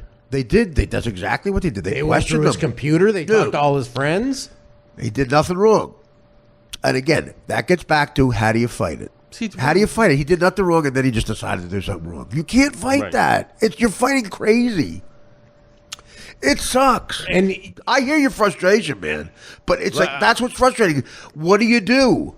And do we absolutely know for sure that this wasn't some type of, my father has railed against gays for years and years and years, and I'm a gay man, and it's against my religion. Right. He's hanging out in gay bars, buying guys drinks, asking guys to buy him drinks. Enough about your life, man. Yeah. No, you're right. And how do you know it's not that? I don't. Yeah, there's a lot of personal shit too. Look, there's a lot of people who have a theory that Hitler got turned down by a broad when he was. Look at James Corden get hit in the ass. This guy just got hit in the ass by Thor. Look at him. He's so happy about it too. I mean, this guy just has to come out and say, "Listen, he just bent over. Look at that. Look what he just did. Oh my God, James." The guy who hosts the show after Stephen Colbert, Gordon, just bent over while Thor threw a ping pong ball in his asshole and went, "Ew." It was a golf ball, not a ping pong. I'm for putting him in an internment camp. James Corden. Just Corden. Look, it's the most. The point is, what triggered this in me is this helicopter that just went over. I think right now, again, Dan, was that a laugh? What? I didn't laugh. We'll play it back. You laugh sometimes. I think it's the nervous laughter over James Corden to the ping pong ball. The helicopter going over is scary because I think there's shit going on right now that we don't even know about. That we don't even know about. That hopefully they're stopping. Hopefully they're stopping. And New York is numero uno, man. I'll give it to you right now. After that, you know, what I would love. Should this be the case? Say there's a guy in this building right now on the first floor going, "I'm for ISIS. Fuck everybody." What happened the other day was great. I'm pro the Omar. I think blah blah blah. And we hear that helicopter going over, and we're all scared. What do you do with that guy? What do you do with that guy? Do I pick up the phone and complain? There's a guy on the first floor. He's saying that what happened in Florida was perfect. Blah blah blah. You question him. Does that guy get a gun? Does that guy get detained and put in a camp like you're saying? Well, whatever. You get detained. Somehow they do whatever should be done with that guy in our heads. We're like, he's now not a problem because we have him in this program, whatever Trump wants. No, you can't. It's America, man. And that has a price. That has a lot of negatives. One of them is we're going to live in. The other option is, and we're coming off Syria. And we're coming off the huge backlash of Snowden. Everybody was so upset that the government was looking into our computers. Right. Yeah, so what do you do? It's clearly that. Well, first of all, clearly that doesn't prevent shit. Right. Well, it was.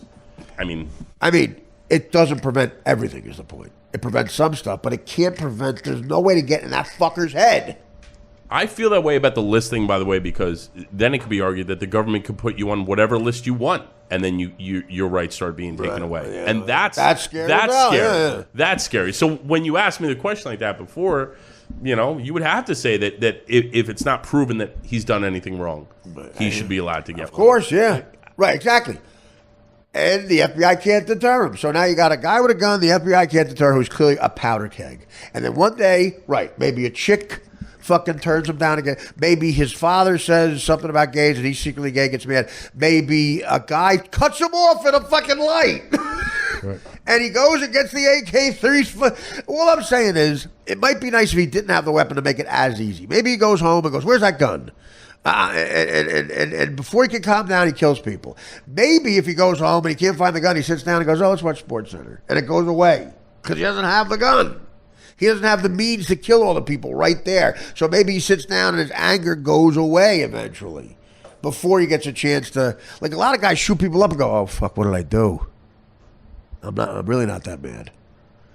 That could be the case, too. I don't know. But, look, if that guy's got a gun, I'm all for you having one, I guess, because as far as defending your own home, I would love these fucking motherfucking burglars, man. You'd love for somebody to have a gun when they come in. But at a club, when you're dancing, you got a gun strapped to your ankle, what's going to happen? I don't know. First of all, you can't dance. You ever try to do the moonwalk with an AK-50 strapped to your fucking ankle? All right, let's take a break then, and we'll come back and do one more...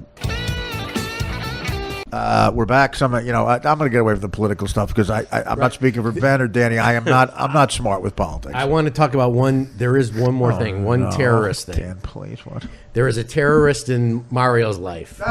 Flimsy Greenberg. What's the update? Do we have any updates? Why is that? I don't know this update. What I know Flimsy Greenberg was busting your balls. How has that become a terrorist? Well, Flimsy Greenberg is, first of all, a character I invented. There's a lot of people in show business, and I'm not saying it's everybody, who happen to be homosexual and Jewish. Well, So I created a character who's the head of NBC, the fictional character, the head of NBC Comedy Development. Well, this guy, And his Flimsy, name, excuse me, please, Mario. you got to Mario, I will say, Mario, what do you think?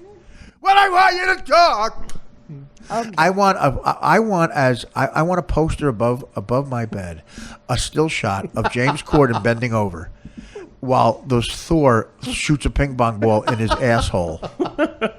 Can this guy just come out already? Can he just come out? He bent over. And went, whoa, Thor just shot a ping pong ball in my asshole. This show, I think a good title for, I think I'm a good at titling things, like Too Fat to Fish, bestseller, Crash and Burn. I watched this show with James Corden. How about this? The direct opposite of funny. You think, they have ironic nicknames like they call a fat guy Tiny? How about, well, they should do that with the show. If they do, hilarious. Yeah. Chris Penn is alive and he's a chef. We're looking at the TV and we're doing non sequiturs. Again, Flimsy Greenberg is a character I created who's a gay Jewish guy, the head of the comedy development at NBC. A fictional character, Flimsy Greenberg. Now, a guy on Twitter, of course, loved the name, without my permission, becomes Flimsy Greenberg, and chooses, because of an episode that Mario was on, to get all up in Mario's kitchen, as we'll say. What's going on, Mario? He bought my name from my website, mariobosco.com, and he That's also terrible. bought mariobosco.net, Oh, my God. leaving me .org and .government, whatever. Did he buy Mario Bosco? Did he buy Mario Bosco? That's a shame. No, I'm serious. Now, my website... That's a good one. Mario Bosco, that's a good one. No, I'm serious. I know you're serious. And this asshole won't get... He won't. Wait, Comics Unleashed with Baron Allen's on it. This is my favorite episode with Jeff Caldwell. I've been a comedian for 20 years, never heard of him. Ron Funches, black guy. Karen Rontowski, she looks hilarious. Elon Gold, very funny guy, very talented guy. Some of the best impressions ever. Elon Gold. I've known Elon for 23 years. Wow. There's a black guy who's a DJ who's looking at the records and spinning them.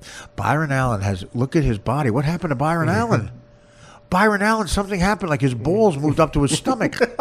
Who's dressing him? Look at those pants. By the way, Mario Joyner and Byron Allen never been in the same room together.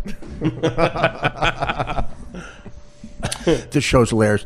Norm was on Comics Unleashed once, and a great Norm joke goes, I was on Comics Unleashed once. I never felt more leashed. They have comics again. How could I have never been asked to do this show? 20 years. He interviewed me. I did a press junket for the movie The Bachelor at the Four Seasons Hotel. All these you do 5-minute interviews with all these people they bring into you. You're like a king. Like it was me, Renee, and Chris O'Donnell. They were the three people who did the junket. It's like in Notting Hill. Well, how is that possible? What do you mean? In the movie Notting Hill, that's how he meets. How? I've never seen I it don't know again. the fucking movie. Dude, I'm straight.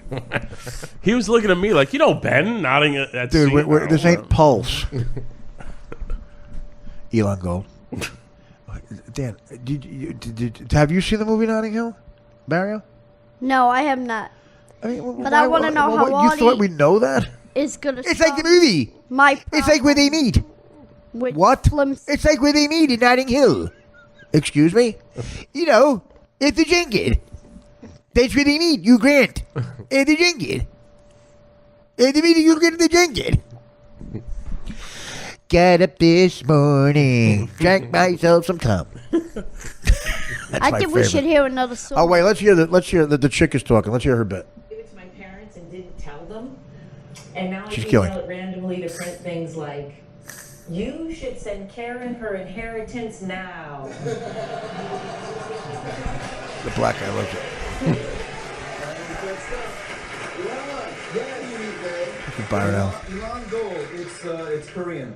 Yeah, it means your name too Jewish. The black guy's loving everything. Who laughs at In the that? house?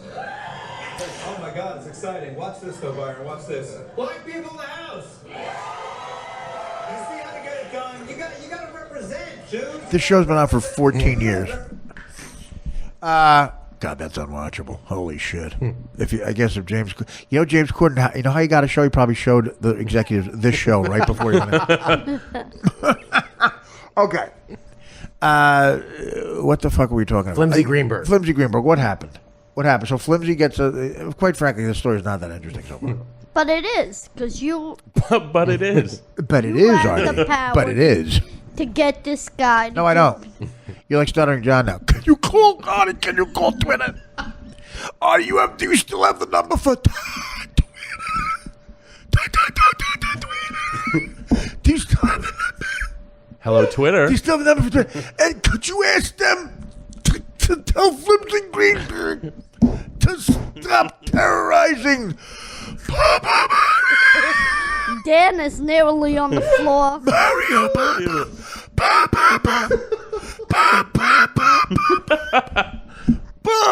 No. Could they stop Bosco?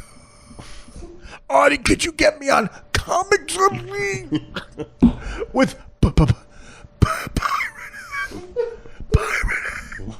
Pirate? Could you get Flimsy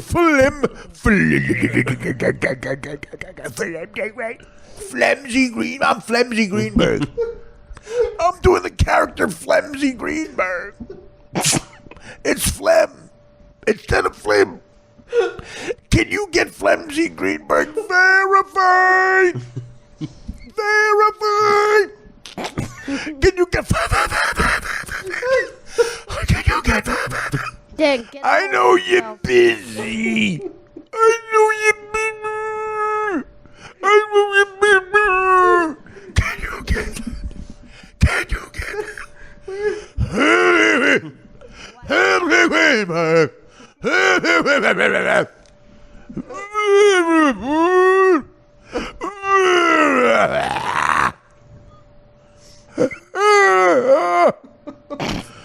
Are you Larry the Cable Guy. He's a nice guy. He's a nice guy. He's a nice guy. Can you get Flimsy Green to stop messing with Mario?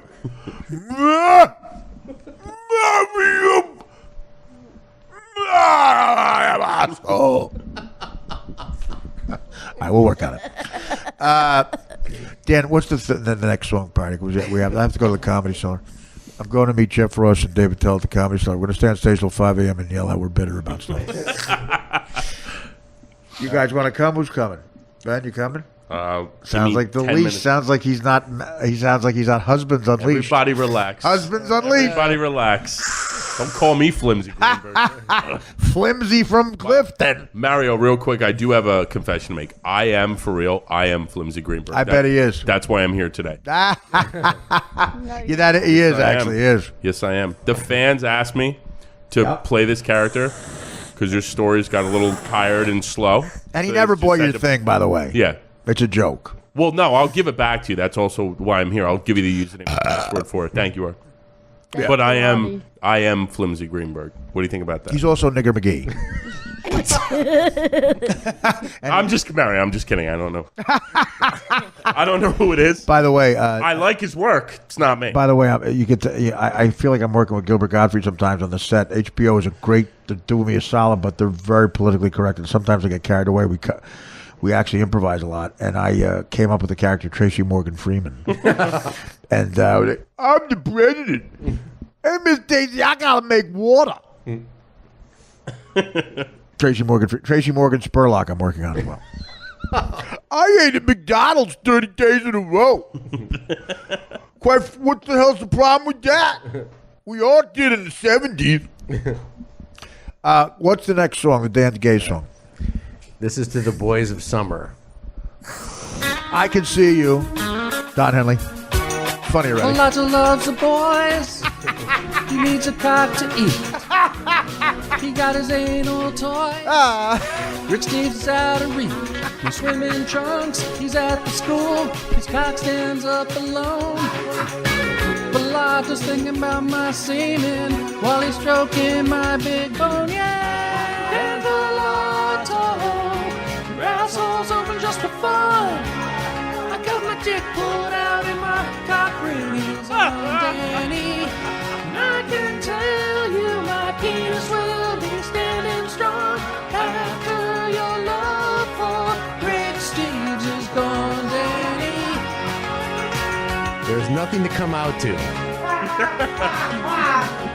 Very good. That's a great one. Who was that? Great one. That's a great one. All right, Ben, you want to plug anything? Second Amendment. Look, I'm for it too, brother. No, I know, man. By the way, it was created when we had muskets as AK-15s. No, just follow me on Twitter. Ben from Clifton. On Twitter. Artie, can you call Ben from Twitter? Can you get? Can you tell Ben to plug my gig at the Can you call?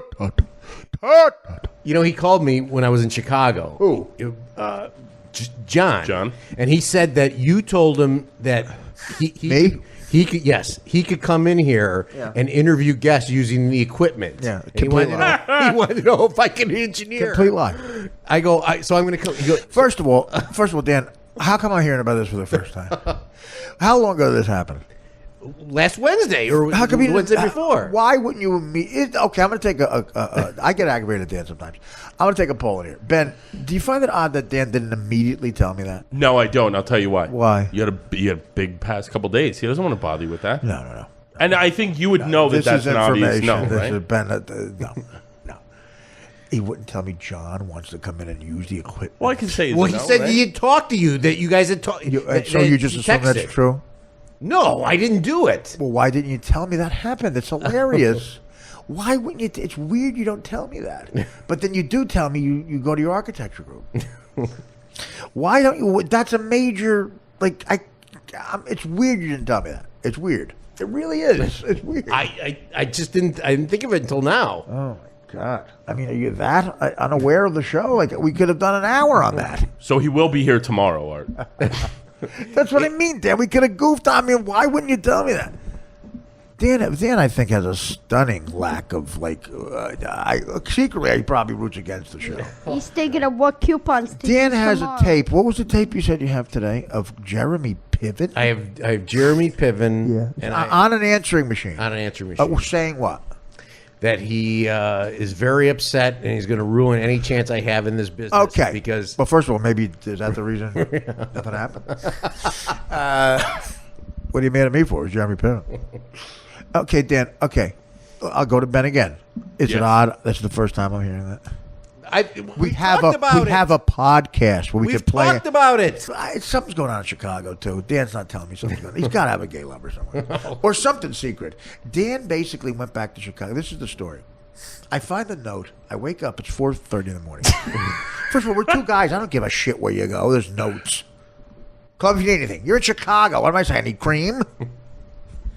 Maybe you need. I go. You want to order your Cubs World Series shirt ahead of time. Oh, Exactly. Well, that's, Jesus Christ. If that's the mentality, we're up against real crazy.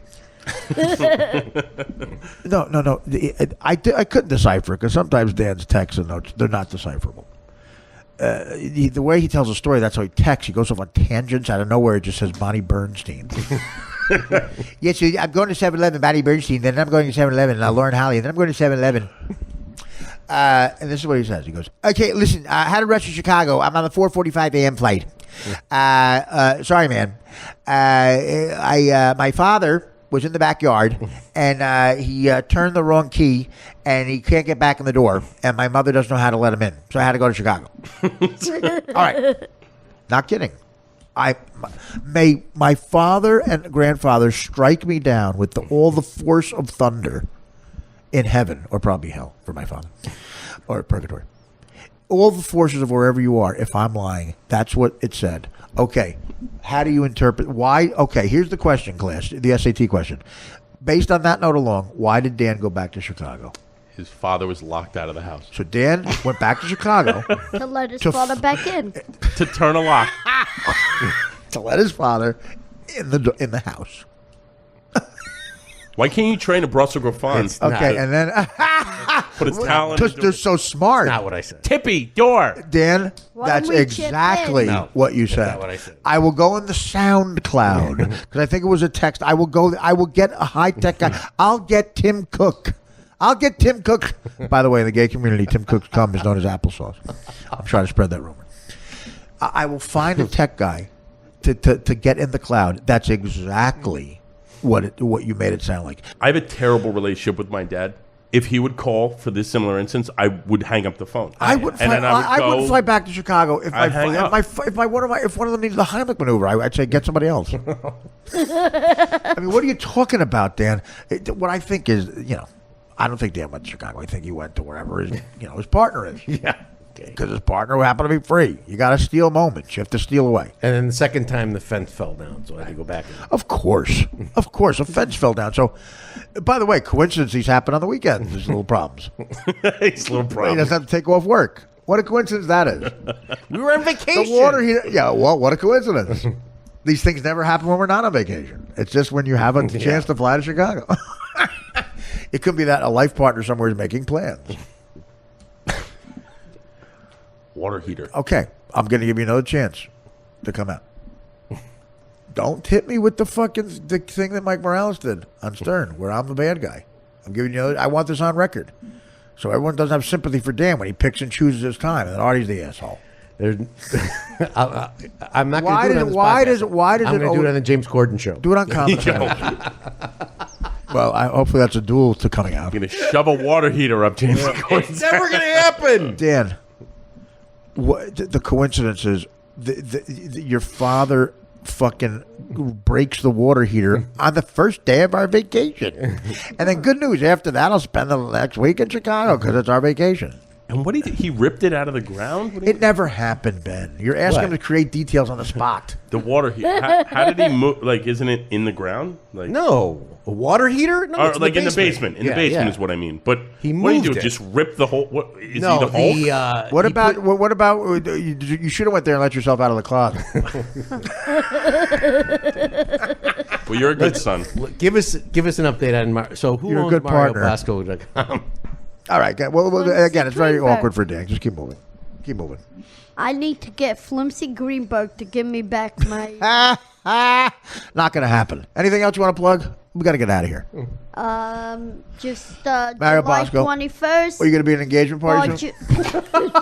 Barnes and Noble. Oh, that's still happening? Is that guy, the owner of that store doesn't know that's happening.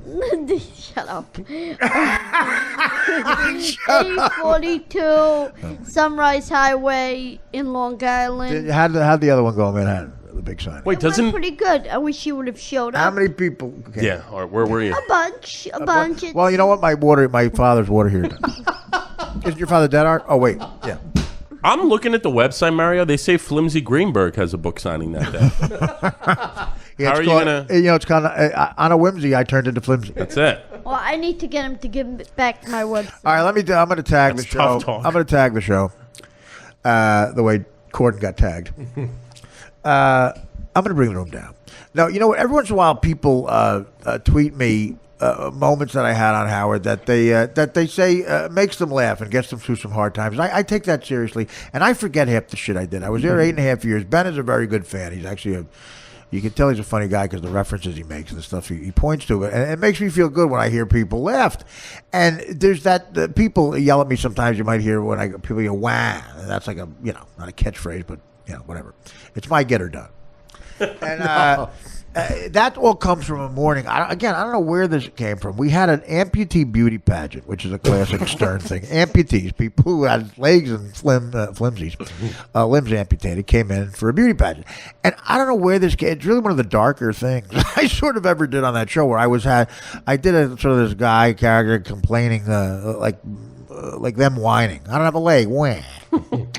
And Howard just laughed, and you could tell. This is a good example too. This clip of how Howard's laughter, feeds you when you're doing stuff on that show as a comic. I would tell you, comics who came in. It's an audience of one, man. Forget the audience. You make Howard laugh, it all falls into place. And this is an example of that. You could tell he dug it from the beginning. And then this is 04. This happened. By that time, I knew how to just attack. If you saw Howard laughing, I figured out how to that right hand that Hagler hit Hearns with in the third round that you see from the top, which, by the way, the best knockout punch ever. That view.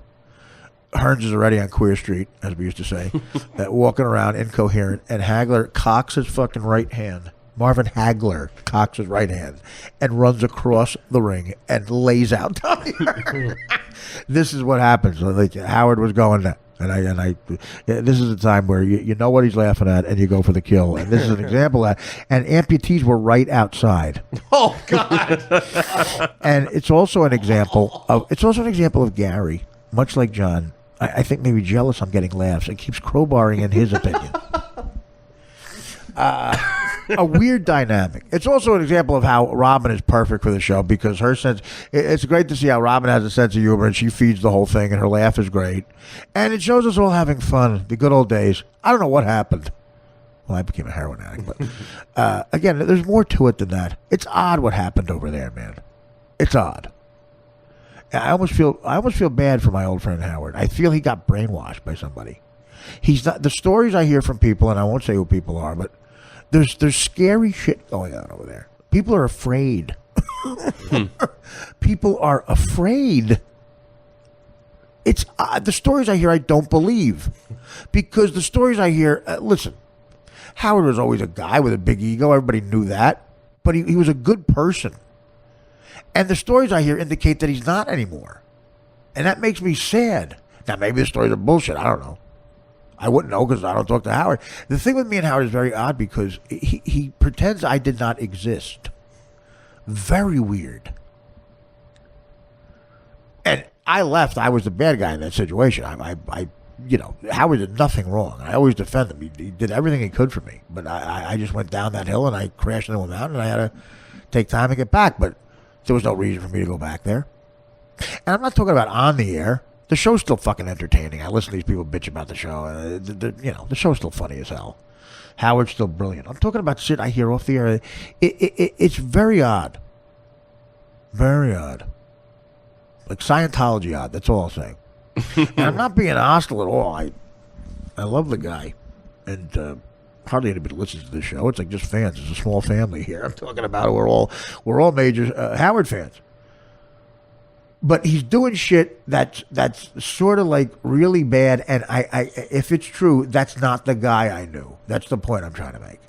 I knew a different guy who was way more loyal to people than these stories indicate. Way more loyal.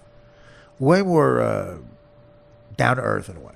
So he's Flimsy Greenberg? No, I'm saying it's Maybe Howard's flimsy. he's not. Flimsy I just made that joke. He's not Flimsy Greenberg. It's very weird, and I feel sad for the people involved. And in a way, I don't know. The stories. Again, I've had a lot of clarity, and I'm in a very happy place. I'm very happy. In some ways, my career has never gotten better, and that's somebody up there liking me, man. I don't know. Amen. St. Peter's better be nice to me because I can't pay this bill, man. I've had a lot of chances. And stuff's good now, and I'm happy. And tomorrow I could wake up and have a heart attack. But I've had my fun. I've had my fun. I've had my fun, and made whatever mark I'm going to make. But I do hope. I wish nothing but happiness and health for everybody there, including Howard. And I don't. It sounds like he kind of, in some ways, lost his mind. If these stories are true, and I won't get into it, but weird.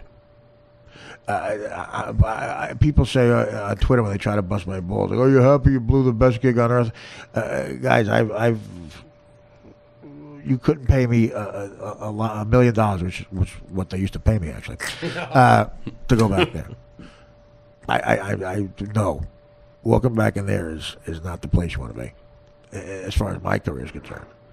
I'm very happy. I'm a free man. I'm off that island, and that's the new situation. The old guy, the old Howard. There's nothing I wouldn't do for. There's nothing I wouldn't do for Howard now. Anyway, I'm very loyal to him. I'll always be. But I hope he's okay. And I hope the people there are okay. And these clips that people send are so special to me because it was such a special time in my life. I was on, in my opinion, the greatest entertainment show ever, and still is, that I was a fan of since I was 13 years old because my father turned me onto it. And if my father was alive when I got the job on that show, I've said this before, he'd be more proud that I got that job than if I became a U.S. Senator. I'm not even a little bit joking. I was, the only third host ever of in my opinion, the greatest, not just radio, cable TV, entertainment show of all time. 5 hours a day, 32 years. Howard's giving you. Who's doing that? So when you bitch about him, fuck off, quite frankly. But that's why I get worried sometimes. And again, I'm telling this on a very low-rated podcast. No one's going to care. So this is for a family of fans and people who work there. I hope he's okay. And when you guys send me these clips, I have no guilt in playing these at all. They're on YouTube. They're all over the place anyway. I left a lot of blood on that floor. I was funny. I told stories. I was honest. Stories I regretted telling, but I laid it on the line, man. On the line. You saw all this. You saw all the scars, all of them. Heroin on down, baby. But I'm fine with it. I'm fine with it. There's a voice in my head saying something. I said you came clean. Oh, you are the voice man. While you were on the show. And so, you know, I would never play a part that I'm not on. I wouldn't exploit it like that. But where, you know, I'm creating something or I'm telling a story, I have no problem with playing it because that belongs to all of us. And when people tweet this stuff to me, they say, you know, I listen to this and it gets me through the day sometimes. I feel better. And that, I promise you, that means more to me than almost anything else in comedy. And this is the morning in 04 where this WAH thing started. And it is kind of dark, but it's a 4-minute clip. And I'll end the show because I promised the guy on Twitter. I said I'll play it on the podcast. And you know who you are. I'll give you a shout out. You never know who wants a shout out, but I thank you for your kind words, and I'll end the show with this. Ben, thank you so much. Thank you, Artie, for coming. You're a good man. Coming anytime, and Mario Bosco, I love you, buddy. You know that. I love you too, buddy. Always. You're welcome here anytime, man. And you keep interrupting because that's the bit. We make it funny. This is what's called comedy. You're a true brother to me. Well, we'll talk about that. There is a resemblance. I'm a Jew brother? No, a true brother. I know you have a Puerto Rican brother. Oh, you have an Irish brother. I'm sorry. An Irish brother-in-law. I want to know where Dan's laundry balls are, his blue balls. The blue balls are in the dryer. And he's going to take them the next time his father gets locked out of that. Dan, thank you so much. With the coupons. I love you, Filato. And, of course, those song parodies. Keep them coming, man. Funny. And a salute to all the fans, because without the fans, we'd be nowhere. Actually, we'd be somewhere bigger because there's only a couple thousand of them. We need more. We need more. The fans are disappointing us, quite frankly. All right, let's. I want you to. I want to listen to this clip because it makes me feel good too. About a time long ago that I feel like never happened. Salud. If you want to do two different outfits, or they just come in swimsuits? I think swimsuit. Yeah, that's the way to go. So that's part of their appearance. Okay. Then you got personality. Right, you'll do the personality test. Yeah, you do an interview. Yeah, we don't want any whiners. So it's personality. Why, I don't have a leg. Why? It's personality. My life's so hard. Why? I don't have a leg. I'm ugly. Yeah. So you're judging them on 3 areas. Why? I've got no appendages and I got one eyebrow. Why? Got an enormous nose and fake teeth and no arms. Why? I've got 4 of my teeth knocked out. Why? I don't have a neck, and I've got the flu. Why? I'm missing 2 legs and an arm. Why? My 2 eyes are different colors, and I have no knees. Why? Yeah, you crybaby. Tell it walking, crybaby. Tell it walking. Look at me. I'm overweight myself. I'm dealing with it. One of the girls sent the tape. It was so funny. She's like, here's what I look like. And she's wearing a dress, and she goes, here's the stump, and she pulls off her fake leg and throws it, and she goes, and here's the rump, and she turns around and lifts her skirt up. Now, that's a girl who should be in the pageant. She had a lot of personality. Yeah, I got a stump. Why? Almost all of them are from... Toughen up, honey. Almost all of them are from where? Almost all of them are from cancer, except one girl... I lost a leg from cancer. And I'm a hemophiliac. Why? I didn't investigate the whole thing, but one girl said something about losing a hand in a lawnmower accident. Ooh. Chlamydia victim. Legless hemophiliac. You think she'll be whining about that, Artie? I lost my hand in a lawnmower. I dropped my crack pipe in the blender and it went on puree. So, Artie, as one of the judges, you're going to be looking for a chick who's kind of upbeat. Yeah, tough. Tough. Someone who can face it. I've got AIDS and no feet.